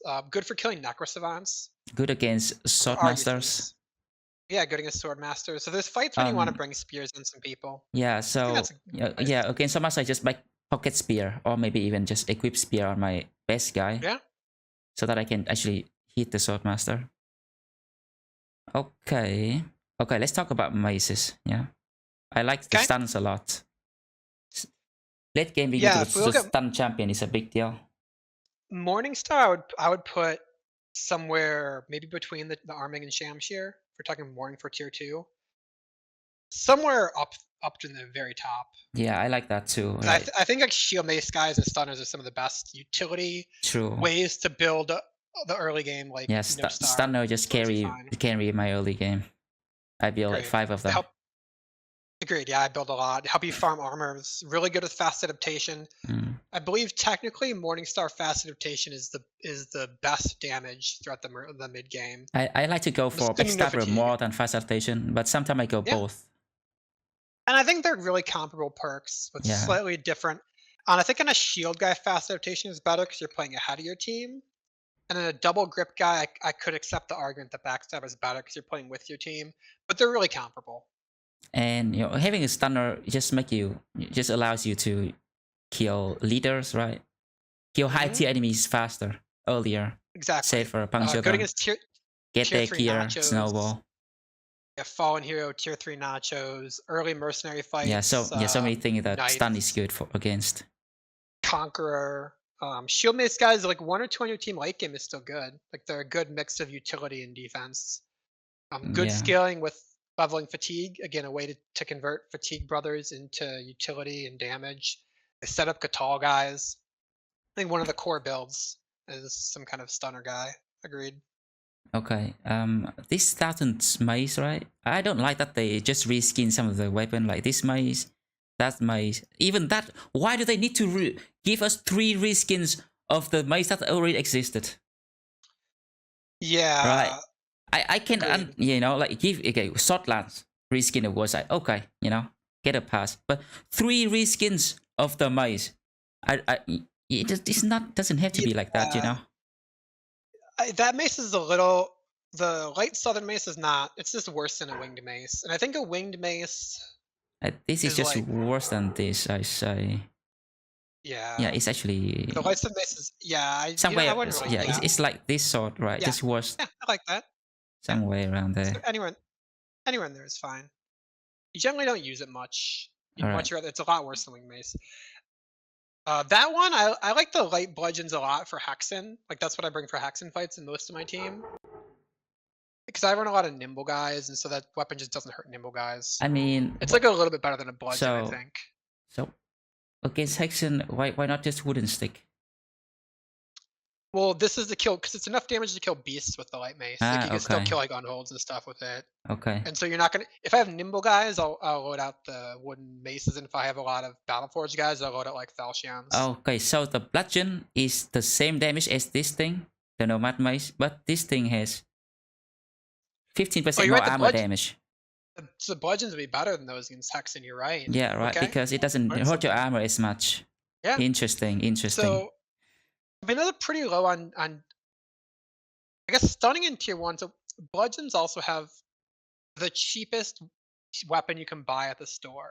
I didn't know that. Militia, I mean, yeah, they're like 80 gold. I mean, I just pick it up from random thugs, so. But like buying weapons for your first couple guys, if you don't have enough money, bludgeons are often the best buy. Okay. Yeah, first shot bludgeons are lifesavers, exactly. Okay, interesting, right? A decent weapon that you can buy for cheap. Yeah, I think that's good. And so it's funny that this thing is actually better than this damage-wise, but because you only use it for Hexen, then it's worse. Yeah, I think it's worse than you're right. Because you also can't really buy it in shops either. Okay, how about the tier 3 maces? Oh, let's do the bear claw. It's probably we never use the bear claw, do we? Bear claw. The thrall club. I don't even know what the stats are on it. Me neither. I have no idea. Let me check. F tier. So bear claw, right? Bear claw is just. No idea. Bear claw is actually just 5 damage. Below bludgeon and also 10% armor pen higher. Kind of comparable to the bludgeon. Yeah. So actually, right? Probably. Wait a minute. Actually, against Hexen, it's gonna do less armor damage to you, but also less base damage in general.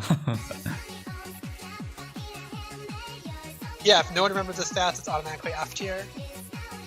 I don't hate that. Yeah, I mean, we can put that wherever you want. Yeah, I think it's actually the worst. Probably the worst. Yeah, looks cool though. I think for the cool facts, I put it above this. Sure. The wooden stick.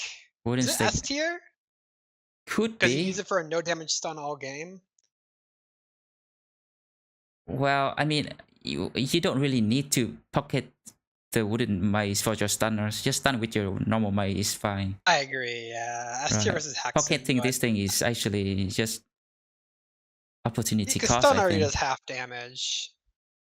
So, and you're gonna get the armor anyways. Thing is, right, when you need to fight Hexen, you don't have like 5 of these lying around to use, right? You wouldn't put 5 of these in your backpack just for fight where you want to not harm armor.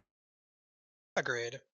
But yeah, I think people who are using this to just stun thing without having armor is actually falling into a noob I think trap. it's I think it's not worth the inventory slot, and Yeah. you lose some defense by dodge and some fatigue. I F would agree. tier. I don't know about F. I guess if you're trying to make the point that it's not worth like backpacking them on your whole team, if, like you're trying to drive that point home, could agree with that. I Yeah. mean, it's good for stunning, but you don't need it for stunning. But it's like theoretically speaking, it's the best for stunning. But in practice, like so many Oh, hurdles. but You'd rather have a net or a potion or. So if you're worrying about fatigue in the backpack, right? This thing actually costs the lightest. It costs 4 fatigue, so in the backpack it's only 2 fatigue. That thing costs 6. Yeah. So I mean, wherever you want to put it, you could put it F tier because you never really use it as a weapon. I think You could put it S tier because it's best at what it does. the fact that it's really easy to get your hands on, and you know you can tap leader, you can tap a fallen hero with this and puncture them for their armor. I think it deserves a spot, not in the F tier. Yeah, sure. Fuck you, anonymous. That is just a vendor, right? Thank you. The club there. I mean, it's actually the lightest thing if you want to put it in your pocket. But yeah. Is it? Yeah, it costs only 4 fatigue. 25 to 35 damage. So it's the same as a nomad mace. Yeah, but it costs only 4 fatigue, right? It's the lightest. Oh, it's the lightest. And it's less damage than a bludgeon. Interesting. Is this the best for stunning Hexen? Technically, it'd be the best Hexen weapon. Yeah, just put it with other but not really worth it, honestly. Yeah, not where you'd probably just vendor it for the money because it sells for a lot. S tier for Alright, why are we putting it? Maybe better than this. Better than this. I think it might deserve the spot. Yeah, anywhere in there. Sure. But maybe second best. Alright, so I would rather sell this for money than to keep it as a best in slot stun for Hexen, you know? Agreed, yeah, agreed. So let's put it there somewhere. It doesn't matter that much. What about the tier 3 maces then? You know, I feel like the winged mace is not a weapon I use that much. I feel like by the time I get winged mace, I'm starting to replace my shield mace guides with fatigue neutrals. So I think if you're making a shield mace guy, it still is best in slot. Yeah. The late game shield mace guy is not something I run very frequently. No, I turned them into duelist. I transitioned to duelist. Yeah. I like duelist because they can do damage and they can stun. Yeah, mace duelists are really flexible units. Especially with champions late game, you know. Champion late game, you want something that can stun them. Yeah, so I think it'd be pretty high up there. I think among the duelist weapons, it's my favorite. Other than Qatar. Wait. I like it more than Cleavers. I would like it more than the Barbarian Cleaver, personally. But wherever you want to put it in there, me too, right? My first good... Yeah, I'd go there, yeah. My first good frontline bro, I turn into my duelist. Yeah. This thing is not as good, though. Nimble. This thing is not as good. It's a little bit worse. Maybe I put it back here. Yeah. I think it deals more armor damage. Let me check real quick. But I think less base damage. It deals a bit less base damage but more armor damage. Probably not the best for stunning. Yeah, it's not the best. I hate that they reskin this. It looks nice, but it doesn't serve a purpose, you know. If they change the stun into another skill, like the hybrid barbarian hammer, that'd be cool. Right? I hate that there is reskin so many weapons in Blazing Deserts. Opportunities missed. Could have so much cooler, like, you know, I like Firelance. That didn't work out really well, but it's a cool idea, you know. Yeah, it's cool. Doesn't need to reskin 3 types of maces in each tier. Yeah. Alright, I'm done bashing Blazing Deserts. What about orc maces?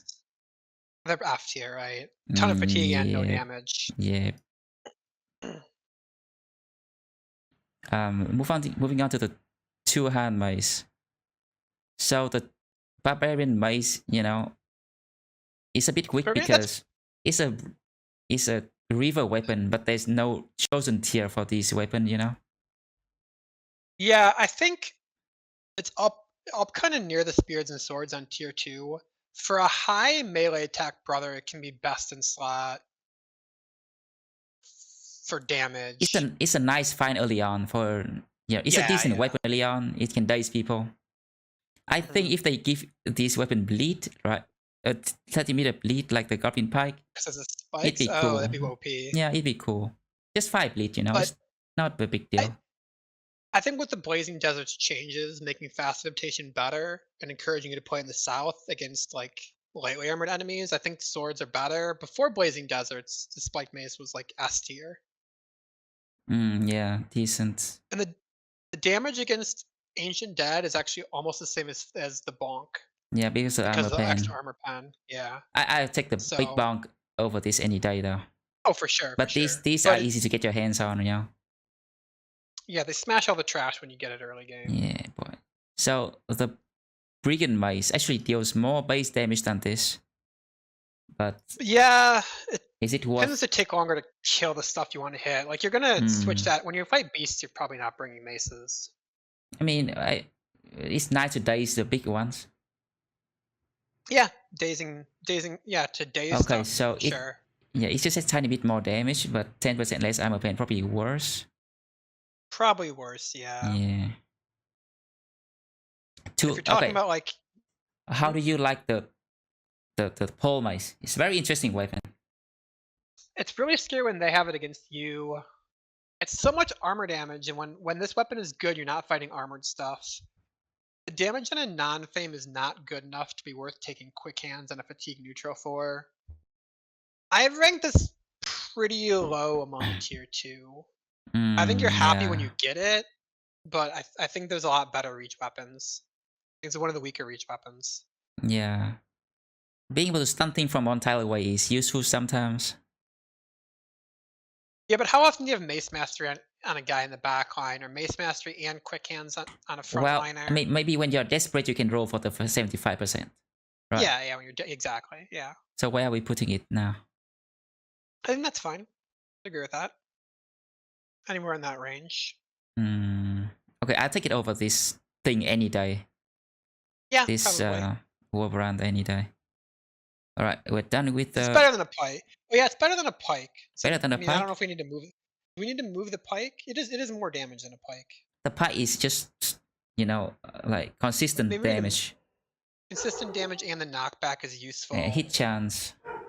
Yeah, we could move the pike down, but I think pole mace is in the right place. We can move the pike if we have to, but I don't think we need to. I mean, it's a bit hard to rank all these. It's a bunch of range weapon in the middle here.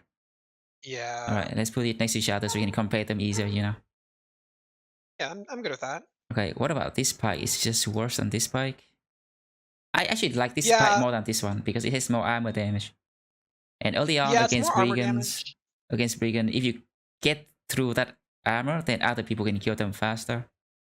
I think it's comparable. Better hits to kill against nobles too. If you're raiding, I think the Ancient Dead Pike is a little better hits to kill. I like this right a tiny bit more. Tiny bit more. Yeah. Okay, what about the Guten Dag?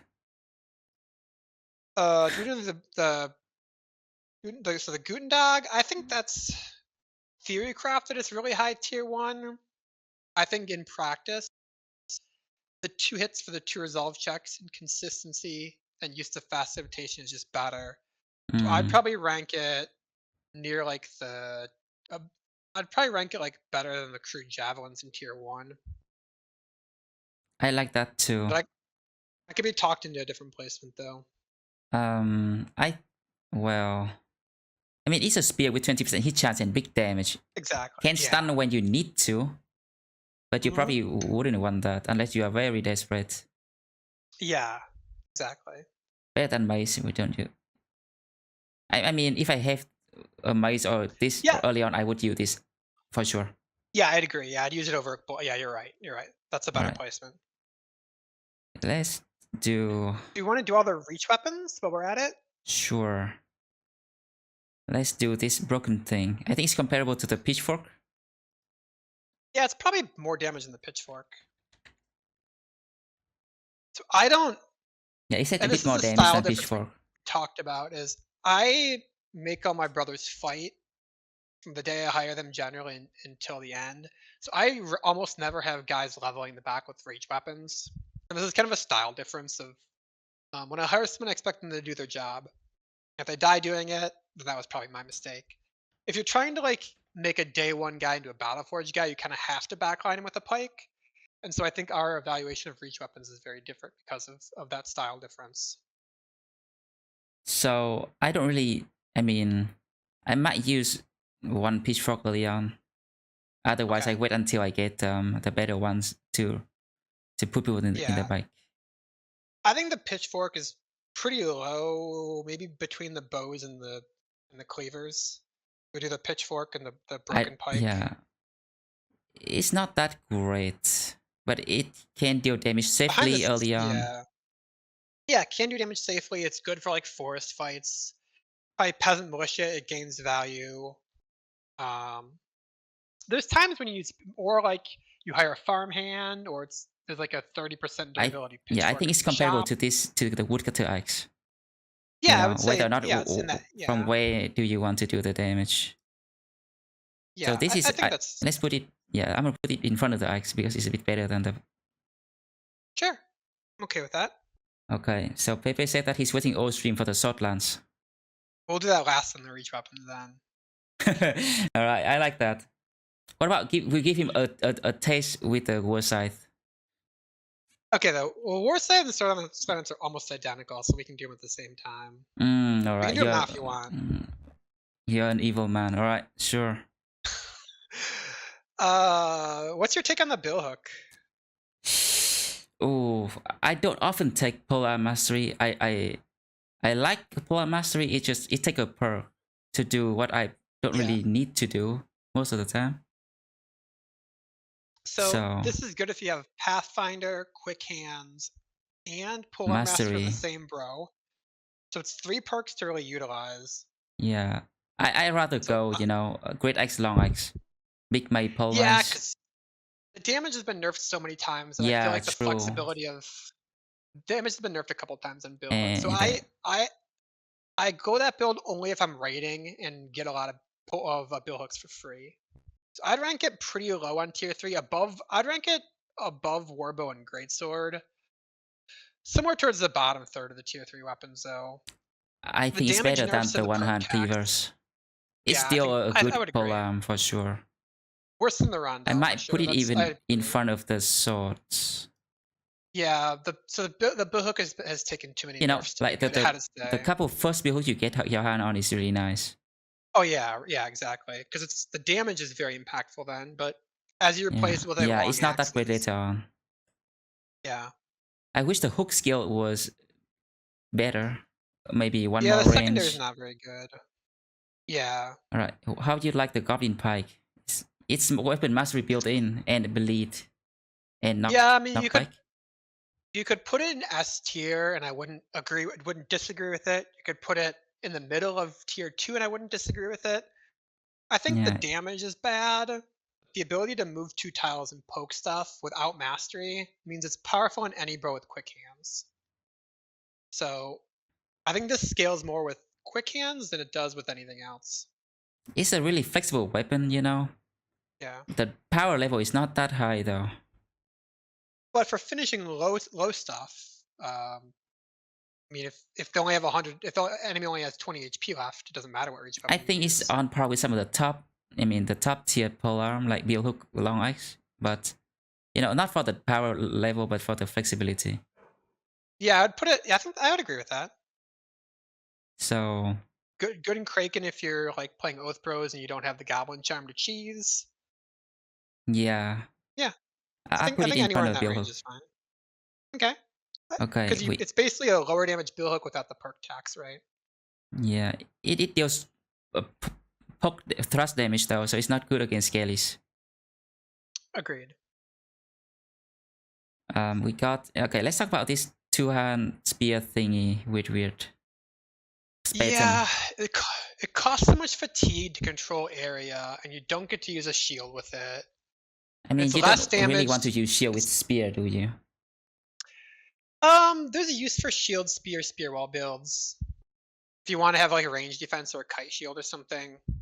Okay, so my best experience with this thing, right, was a huge strong card bro, fame, spatum, mushroom, I spear wall in front of spider, they all die to one hit from the. Yeah, it's I just watched beautiful. that. I was there during that fight. It was a Yeah. fun fight.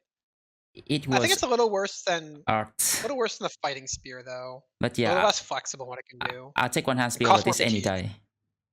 Yeah. Yeah. Is it tier 3 or is it a tier 2 weapon? I would put it. I think it's more Odd comparable with- to this because tier 2 we got this fork Yeah. thing. I think it's don't. pretty low on tier 3 then. Yeah. It'd be low bill hook for sure. Yeah, I put it below the swords and daggers. Yeah, below bill hook. Below bow. Yeah, we could put it between below and greatsword. Okay. It's worse than the greatsword, isn't it? If we're calling it a tier 3. Yeah. Still better than the X though. I'll take that over the X because it's a pole arm still. Yeah. Alright, Warfork. Warfork is like, it's another, if I see a 30% one in the shop, I might buy it. Yeah, day one, day yeah. four Not a bad weapon day one at Yeah. all. But probably it's definitely worse than the pole mace. Somewhere between pole mace and orc weapons, I'm thinking. In Yeah. that range. I think I'll... Let's put it here. Sure. Okay. That makes sense to me. We got the hook blade. Well, hook blade does full damage to Alps and Skellies, so I actually think that it's better than a pike. Well... I'll take the pike over this. I mean... You can still kill skellies. Early on, you can still kill skelly with pikes quite easily. So we put it below pole mace then? Sure. Or do you think it's closer to the Warfork? I think the being able to do the blunt damage Let me or check slashing makes it better than the Warfork. So the I think damage is 40 to really similar 70. the Pike, isn't it?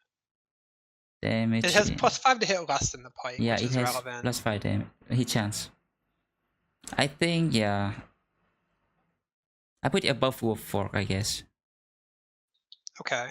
Anywhere in that range, I think is reasonable. Alright, we got flails. Wait, we got Warside. It is time to go talk about Warside now. Oh, the pull hammer. So pull hammer is actually the most damage of any tier 2 weapon against most enemies. Isn't it a tier 3 weapon though? The pull hammer, yeah. The pull hammer does more damage than long axe. More against armor. Mace. Against armor and against goblins. It's highest chance to kill goblins. Really now, dude? Mm-hmm. Really? I think its base damage is quite low, and isn't that supposed to be bad against goblin? If you run the damage sim, it's actually the highest chance to one-shot goblins. Interesting. All right. So I think there's some uses for it. The problem is that quick hands is not very good with the hammer. Well, so hammer really wants to be like, you really want to use the AoE on hammer and take reach advantage, and like quick hands is not great with that build. Yeah, but I think right. If you build so let's say fatigue neutral hammer, pole hammer, compared to a X long X, right? You're treating a lot of just worse damage, but you gain like more armor damage. You gain like stagger. So yeah, it's a fair trade-off, I say. You lose the days.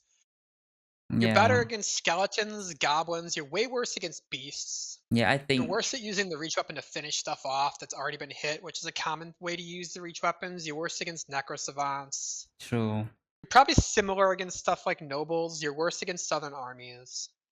You're probably worse against nomads and brigands. So we'll talk about the two-hand hammer later, but what way do we want to rank pole hammer? Pole hammer, I'd put it pretty low on the tier 3, maybe near the bill hook. I could be talking to otherwise. I think it's quite comparable to the hook, right? Let's see. Yeah, I'll take the hook over the hammer because I mean, I've been liking it more and more though. Yeah. I've been liking it more and more. With mastery, bill hook's very better. Without mastery, the pole arms, without mastery, the pole mace is better. Sorry, pole hammer is better. Okay. So I put it behind the bill hook because hook has more potential, maybe. And this thing is a bit hard to use, really. It is, yeah. Not a lot of enemies in this game require that kind of armor damage, and honestly, it's not even that good. If you want armor damage, you might want to spec them with these, with the two-hand weapons. with mastery, damage, armor, attack, and pull hammer is a ton of damage. Like you basically full But strip the armor for an orc I think it warrior. costs so much stamina though. It costs like a crazy amount even with Yeah, mastery. Right, for me, agreed. right, I feel like the pole arm are for kind of finishing enemies more, and this Agreed. thing is not the best for finishing people off. Agreed. Yeah, it doesn't Right? really do what you want to reach weapon to do. Yeah, yeah.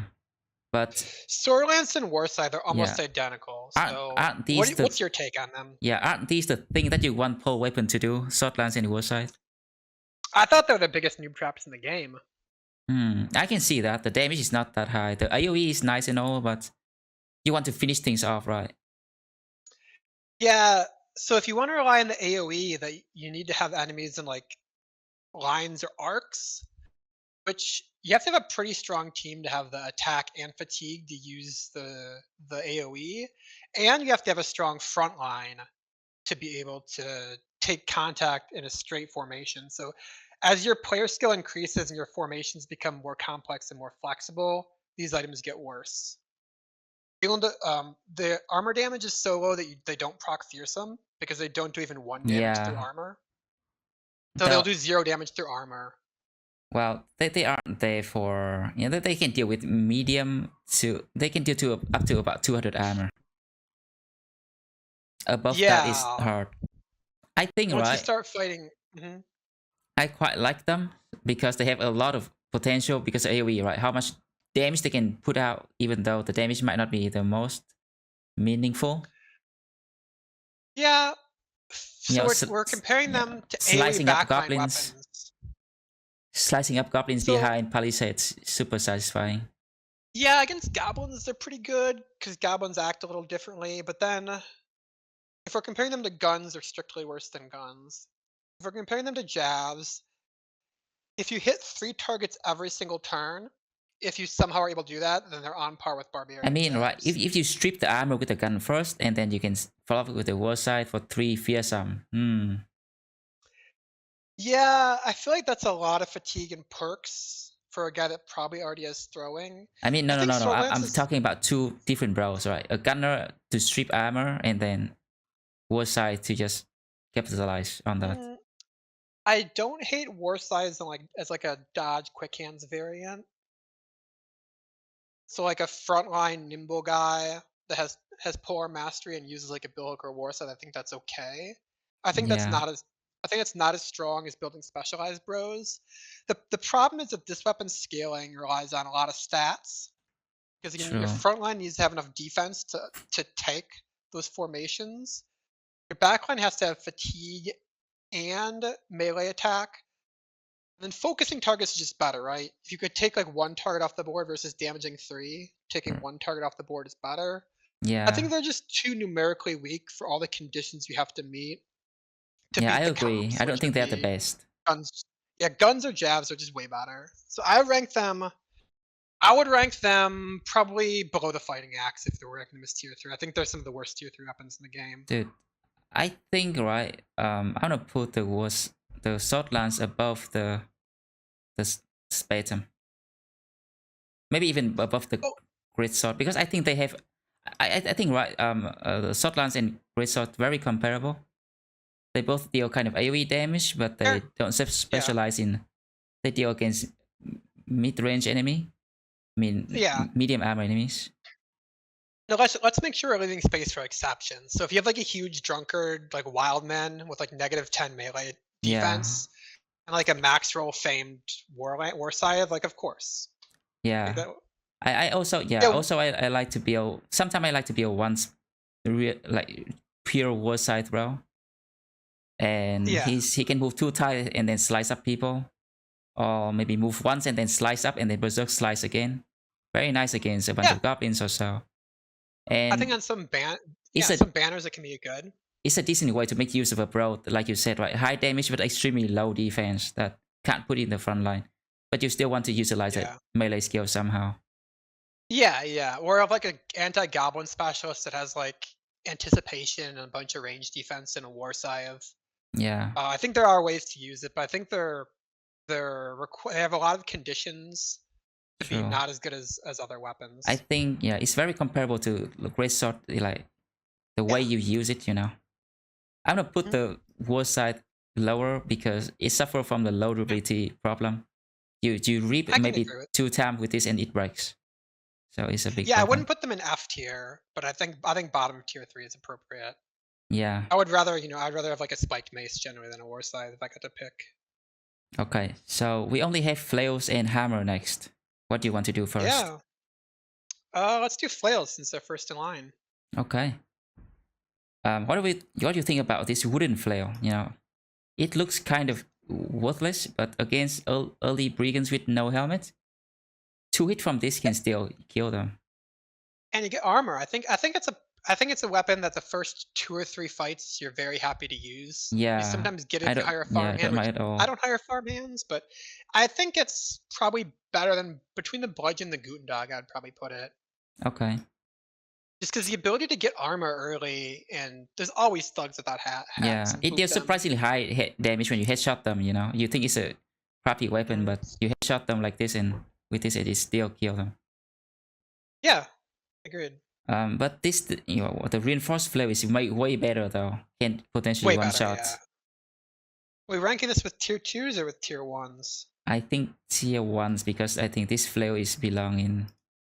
Probably better than the Guten Dog. I would rank it below swords personally, but I don't disagree with that ranking.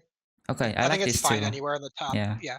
I think like these 2 weapons and the spear are the weapon that I use the most. First few dice.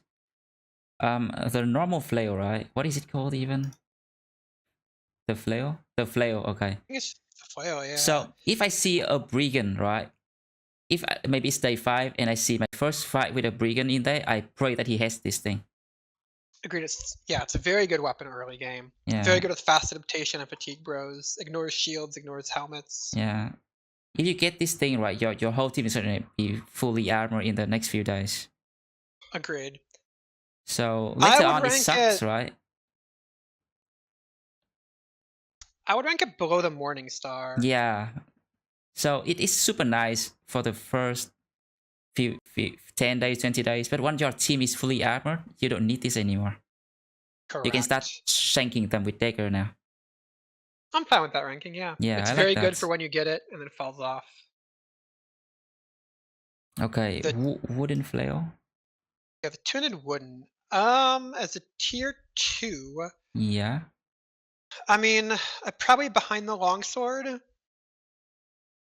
Somewhere in there. I wouldn't use it over the one-hand sword either. I wouldn't use it over that either. I think 3-headed flail is better. Yeah. Yeah, you could keep going lower too. I mean, I could put it as low as the bows. I think anywhere in there. Yeah, alright. Let's keep the flails together, you know. It's easier to compare them that way. Sure. Yeah, I definitely use this over this any day. Is it that bad? Yeah, it's pretty bad. I think the 3-headed flail is better than you think, just because of the fast adaptation interaction. True. Do you want to pump it up? I mean, yeah, I think it's actually comparable to this, right? If I get this first, I might even like it more than the flail here. Yeah, I would even rank it as a tier 3 weapon if you want. Okay, let's do it then. I would put it ahead of the cleavers. I would put it like near the fighting spear as a tier 3 weapon. I think it needs a specialized bro to be good. But I think it's better than a cleaver. All right. But because I think you don't. So the cleaver you need fatigue and attack. For this you just need fatigue, and you can turn anybody into a guy that one turn kills enemies without hats. Which even I can see that. I can see that. So do you think the 200 flail is better than the 3-headed flail? I think so, right? I would rank the 200 flail pretty high. Ignoring shields is nice. Yeah. It lets you take Headhunter and actually get good value out of it. Causes a lot of good injuries, it's a chance to stun. It's definitely not S tier, but I think it's. I think if you're making non-quick hands fatigue neutral or I would rank it if you're making non-quick hands fatigue neutrals. I think it's probably better than the hammer. Yeah, it got buffed quite a bit. Right, with mastery, it deals more armor pen. If it headshot, it just delete people. it's really fun to use actually. But the thing is, the variance there in damage is quite high. Sometimes you hit like a wet noodle, sometimes you one shot things, so it's hard to gauge it. Yeah, I like it on like dodge fatigue neutrals because you're not gonna take quick hands. You have an extra perk to take Headhunter. You basically want to take Headhunter and Mastery to maximize damage. I think I would put it ahead of the bardiche. I would put it ahead of the Cleaver, but if you want to put it behind those, I was gonna say it's in that range. I was gonna say I'll take the the consistency of the bardiche over this, but this thing can pop off and it can lead to a lot of crazy kills, headshots and stuff. Yeah, and the chance to stun means. Oh yeah, the chance to stun too. Random and ignoring shields is pretty relevant against like Chosen and Gilder's army. Chosen? There's a lot of enemies with shields. Are you sure? Sorry, Chosen. Yeah, no, I'm not. I was trying to say Ancient Dead. Yeah, Ancient Dead is nice for sure. So a weapon that I like to use against Ancient Dead early on is also the Orc Flails. Yeah, where would you put that one? Yeah, so if I want to fight Footmen or Ancient Dead early on, I kind of use this, but otherwise I would never touch. I would put it below the Mansplitter. Yeah, where is the Mansplitter? The bottom half of tier. Somewhere in that bottom half of tier 2. Damn, we rank Mansplitter tier 2, huh? It's pretty harsh, don't you think? Damage is quite crazy on this thing. I would put both of these above like the Great Sword area. If we want to move them to tier 3, I think I'd put them between billhooks and bows. I think this thing deserves to be tier 3, but this thing, well, it's not as good. It's only good against a couple niche fights. Yeah, I'm fine with that. Maybe I'll pump it up to above the axe. I don't know. This I don't know what is wrong with this axe, but I hate it. It's bad. Well, I would rank the Berserk Chain as better than the Great Sword. I would put the. It has a purpose, you know. It has a purpose. Yeah. All right. When you have extra fatigue and want to convert it to damage. Sure. Hammers, the last. Right. I think they are one of the worst type of weapon in this game. I mean, the 100 list. Two-hand has one-handed hammers. I think so. Yeah. So why do you want to rank this cool, hammer and quick shield here? I would rank that in the F tier. The low tier hammers are bad because you're just not fighting enemies with armor. Yeah. Crack shield is kind of useless. I mean, like when do you actually use that? I think it's a cool weapon that they try to mix things up, make it a hybrid. But yeah, it doesn't serve a purpose really.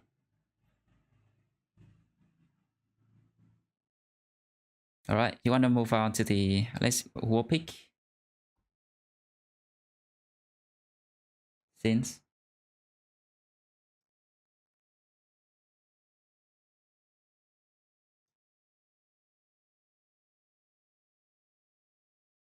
oh.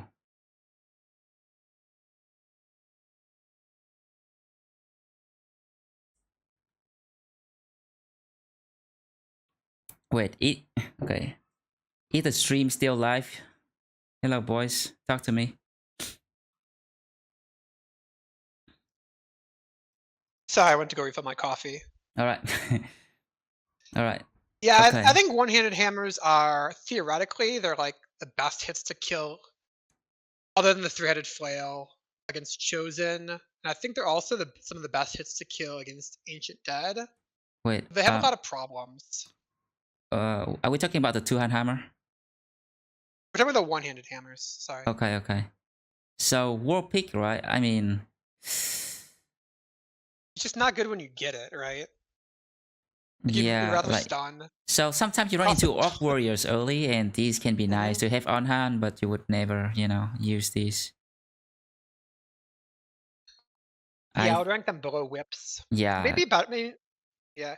Agree. I mean, maybe better than Orc because it's actually usable. Yeah, probably below the Scram Sex though. Wait, this is probably need to move up.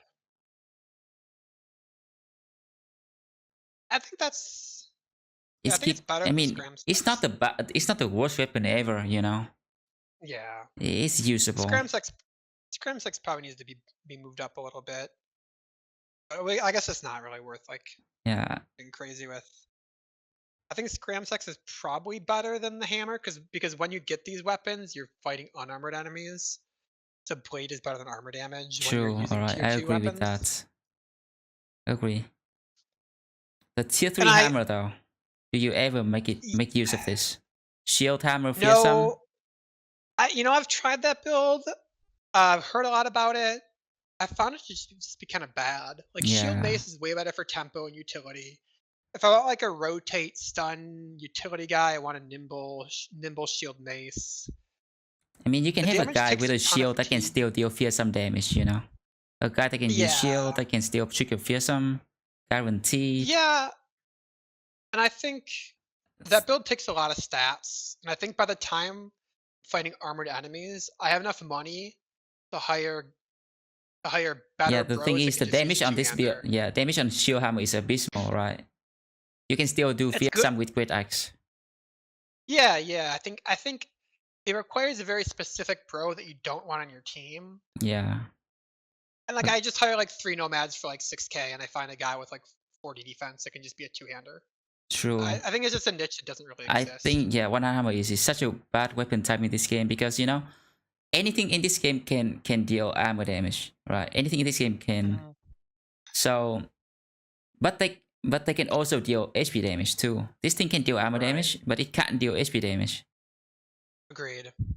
So you end up like wanting quick hands to switch to a sword, and then like it's already the highest fatigue weapon in the game, I and mean, it's not standalone. This has got a lot of problems. well, you know, I mean, a shield hammer guy that destroy armor to enable other bros maybe, but yeah, it's too much work. I think too Agreed. much work, and other build just better and more simple and more effective. Agreed.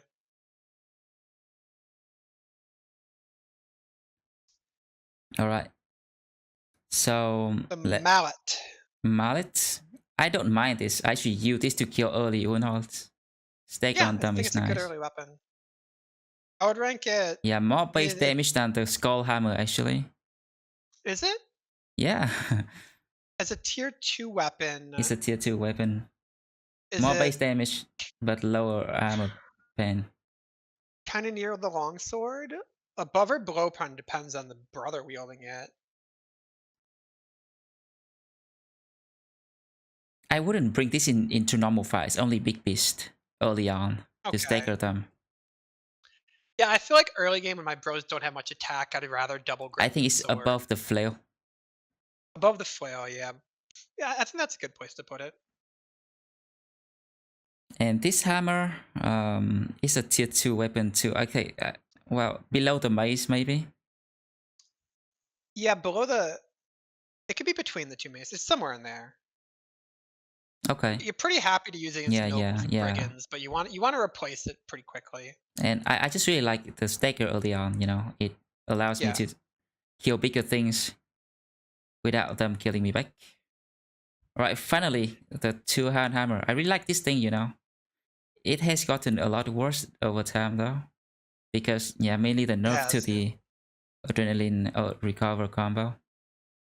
But still, right, it Yeah. offers AoE, it offers knockback, it offers stagger, and it offers armor damage. And the single target damage is also very decent.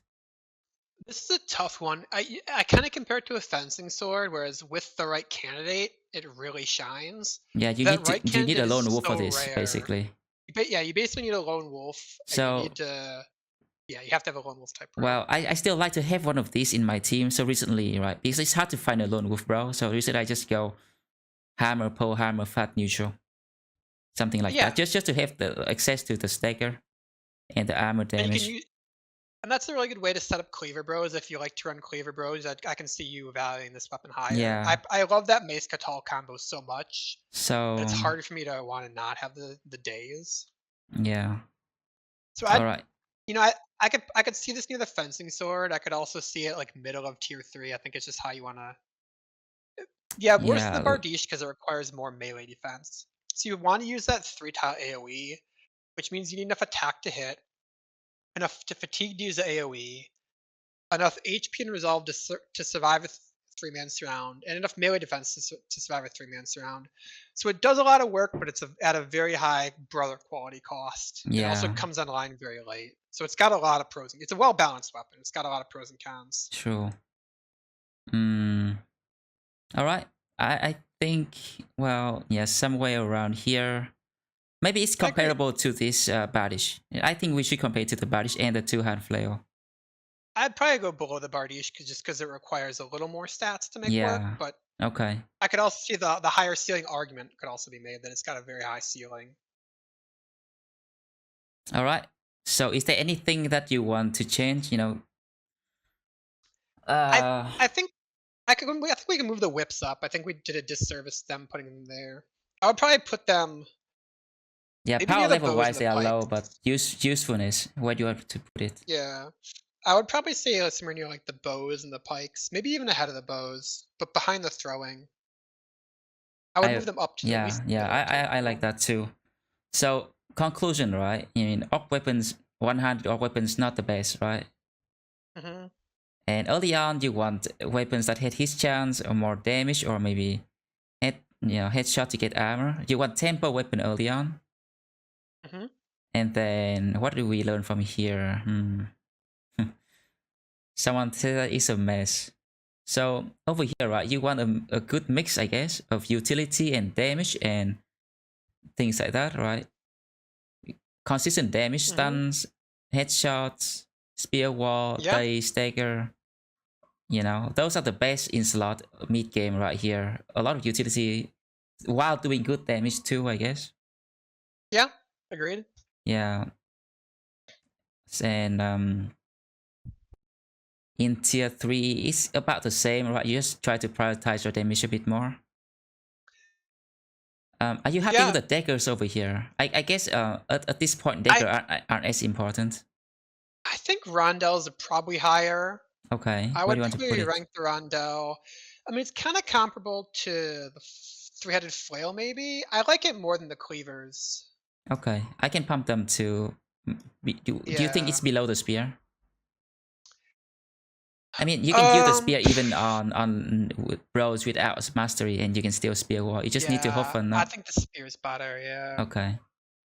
Do we think we rated the Goblin Impaler too high, or do you think it's the best tier 3 non-S tier in the game? We might have done that too high. I think it's okay to be maybe somewhere around here. I don't mind putting the mace and the cleaver on top of the tier 3. Both of two of my favorite weapons. Yeah. So if you had to pick 2 weapons, if this was just a feedy list and you had to pick 2 weapons to move, what would you move? Fencing sword to the top. Okay. Fencing sword to the top. And what else? Let me see. I think fencing sword is just so special to me. It can do such wild things that you don't have access to by other means, you know. Open up an entire new world, you know.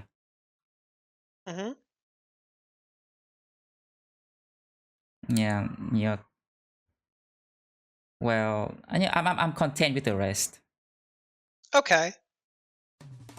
If I could move one thing, I would put the warbow in the F tier. Other than that, I'm pretty content with the list. I can see that. I can see why you don't feel like the warbow doesn't have a place in the game. Yeah. But I'm pretty content with the list. I feel like it represents.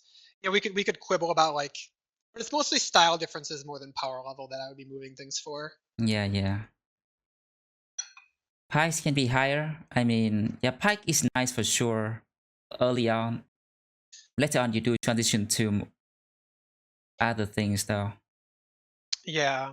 And well, it's hard to rank these weapons to each other, right? They all have a lot of nuances. They have you need to take builds into consideration, game stage into consideration, availability into consideration, right? And enemy type that you face during those game stage into consideration. So this is just a this is the best that we are. We try the best. We try our best.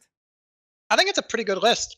I think I thought we were gonna have more disagreements. I think we kind of we only had to agree to disagree on a couple of things, which I think Yeah. is, and we have pretty different approaches to the game and goals. So I think it kind of does a good job of showing what stays the same across very different player types. So again, like Yeah. we only disagreed even a little bit on 2 or 3 Wait. weapons. So let's say, right, someone is a completely noob, know nothing about the game. Should we, recommend this list to them? I think well, I think the Qatar mace combo is not great for newer Yeah, I think players Great Axe, because it involves Great Axe deserve to be there, right? It's so easy to build. Crossbows would be yeah. nice to use too. And prioritizing sword and mace and flail and spear early on is not a bad idea at all, right? So it's decent, I guess. But Yeah, I um, think it's decent. Other than yeah, mace Qatar would just be lower for newer yeah. I players. think that That's the probably list it. is a bit skewed to the playstyle a little bit. Yeah. You do need to know what you're doing a bit to to understand the value of the weapons. Yeah, I'd agree. Oh, question. So you're doing your cultist run and taking fearsome on everybody. Has that changed your opinion on fearsome? I know you're of the top players, you probably have the lowest opinion of fearsome. Yeah, I am changing it, right? But because I know that I can beat the game without fearsome, Hmm. I don't feel like I don't feel the need to put fearsome like the best perk ever. Though, right? If I mean, because I'm playing naked, I can't really power through that many enemies. But if I Hmm. were naked and fearsome would allow me to destroy chosen on day 60, things like that, then I would agree that it would be really powerful top tier perk. If it Yeah, allows me to destroy the hardest enemy in the game that early, then yeah. yeah. I like it because I like the low variance playstyle of having high HP and resolve. And so fearsome gives me the same thing as Zerk and Frenzy, letting me keep my defensive stats high. So I feel like Yeah, it gives I see me that. I see damage that. and low variance. Yeah. It's not as impressive as like pushing all the buttons with Zerk Frenzy, but it's got its value.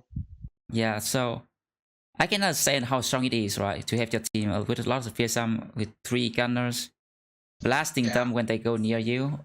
They might not even touch you at all. So I'm trying yeah, to do that playstyle with my naked one because I really don't want them to touch me. right. Anything else that we need to? Any questions from chat? See questions about the lightning sword.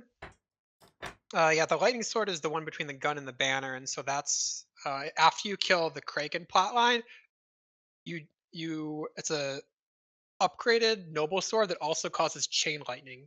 Those chain lightnings do proc fearsome, and it's direct HP damage, so it's really good for killing skeletons and goblins, and really anything that you can trigger resolve checks on.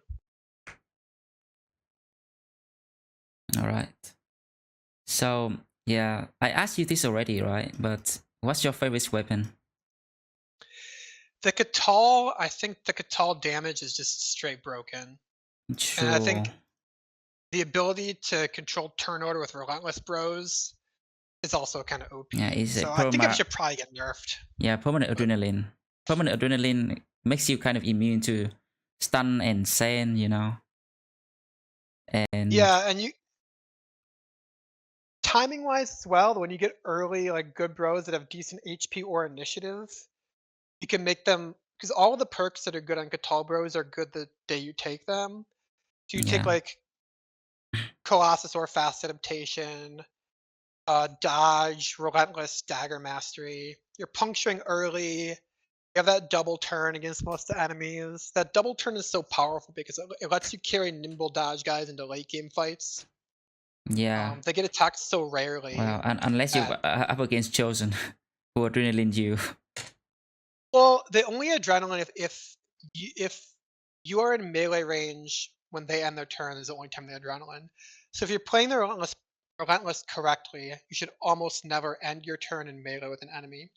Yeah, So the idea is to act with your defense guys, which are either the bonks or the shield mace guys. Stun or daze. You've already waited with a Katal guy. The tall guy jumps up and gets 18 AP to kill the enemy, and then get back to safety. So they're only adrenaline if something goes wrong. Yeah, I think the thing I like most about the Qatar is that its flexibility, you know, it can hit 3 times per turn, and so you can mix in a lot of combos. Yeah. And even more if you go for Berserk, right? It's even more. You can, I don't know. Yeah. This is endless. Because it's an 8 perk build, you get to kind of like adapt it to your playstyle. You can go Zerk Frenzy, you can go Footwork, you can go 9 Lives Fast Adaptation. Like any 2 perks you think are good that fit your playstyle, you can. It's a really flexible weapon type and build. Yeah. All right. What's your favorite weapon? The fencing sword, right? Yeah, I love fencing sword. It gives you such high, you know. It feels like you're on drug whenever your fencer pop off. Yeah. That hop. You can juice them up with a bunch of potions for a big goblin fight and have. And yeah, also goblin fight is one of the reasons why I love fencer so much, because goblin is cancer, man, and fencer is like the cure to it. Yeah. You know, you just cure fencer. I mean, you just cure cancer. Put that goblin charm on them, and they just kill 5 goblins. Like 5 goblins a turn the first 3 turns, and you just auto win the fight. Yeah. So I'm really happy about the list, by the way. Yeah, me too. I thought we'd, like I said, I thought we'd have more disagreements. Yeah. Well. So, thank you, Sins. Yeah, thanks, Phoebe, for joining me today. Of course. All right. Well, I think that's the end of our tier list, right? Yeah. So I think I'm gonna go to bed now. Oh yeah, it's late for you, and I'm gonna go it's hit a bit the road late as here. well. All right. And I will catch you later. Yeah. Thank you for joining me today, guys. Hope you had a good time. I will upload this to YouTube later, so if you miss out, don't worry.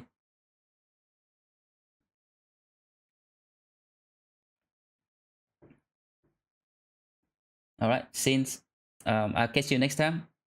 Yeah, catch you next time. Yeah, take care, man. You too. Yeah, thanks again for joining me today. Yeah, thank you. Yeah, have a nice one. See ya.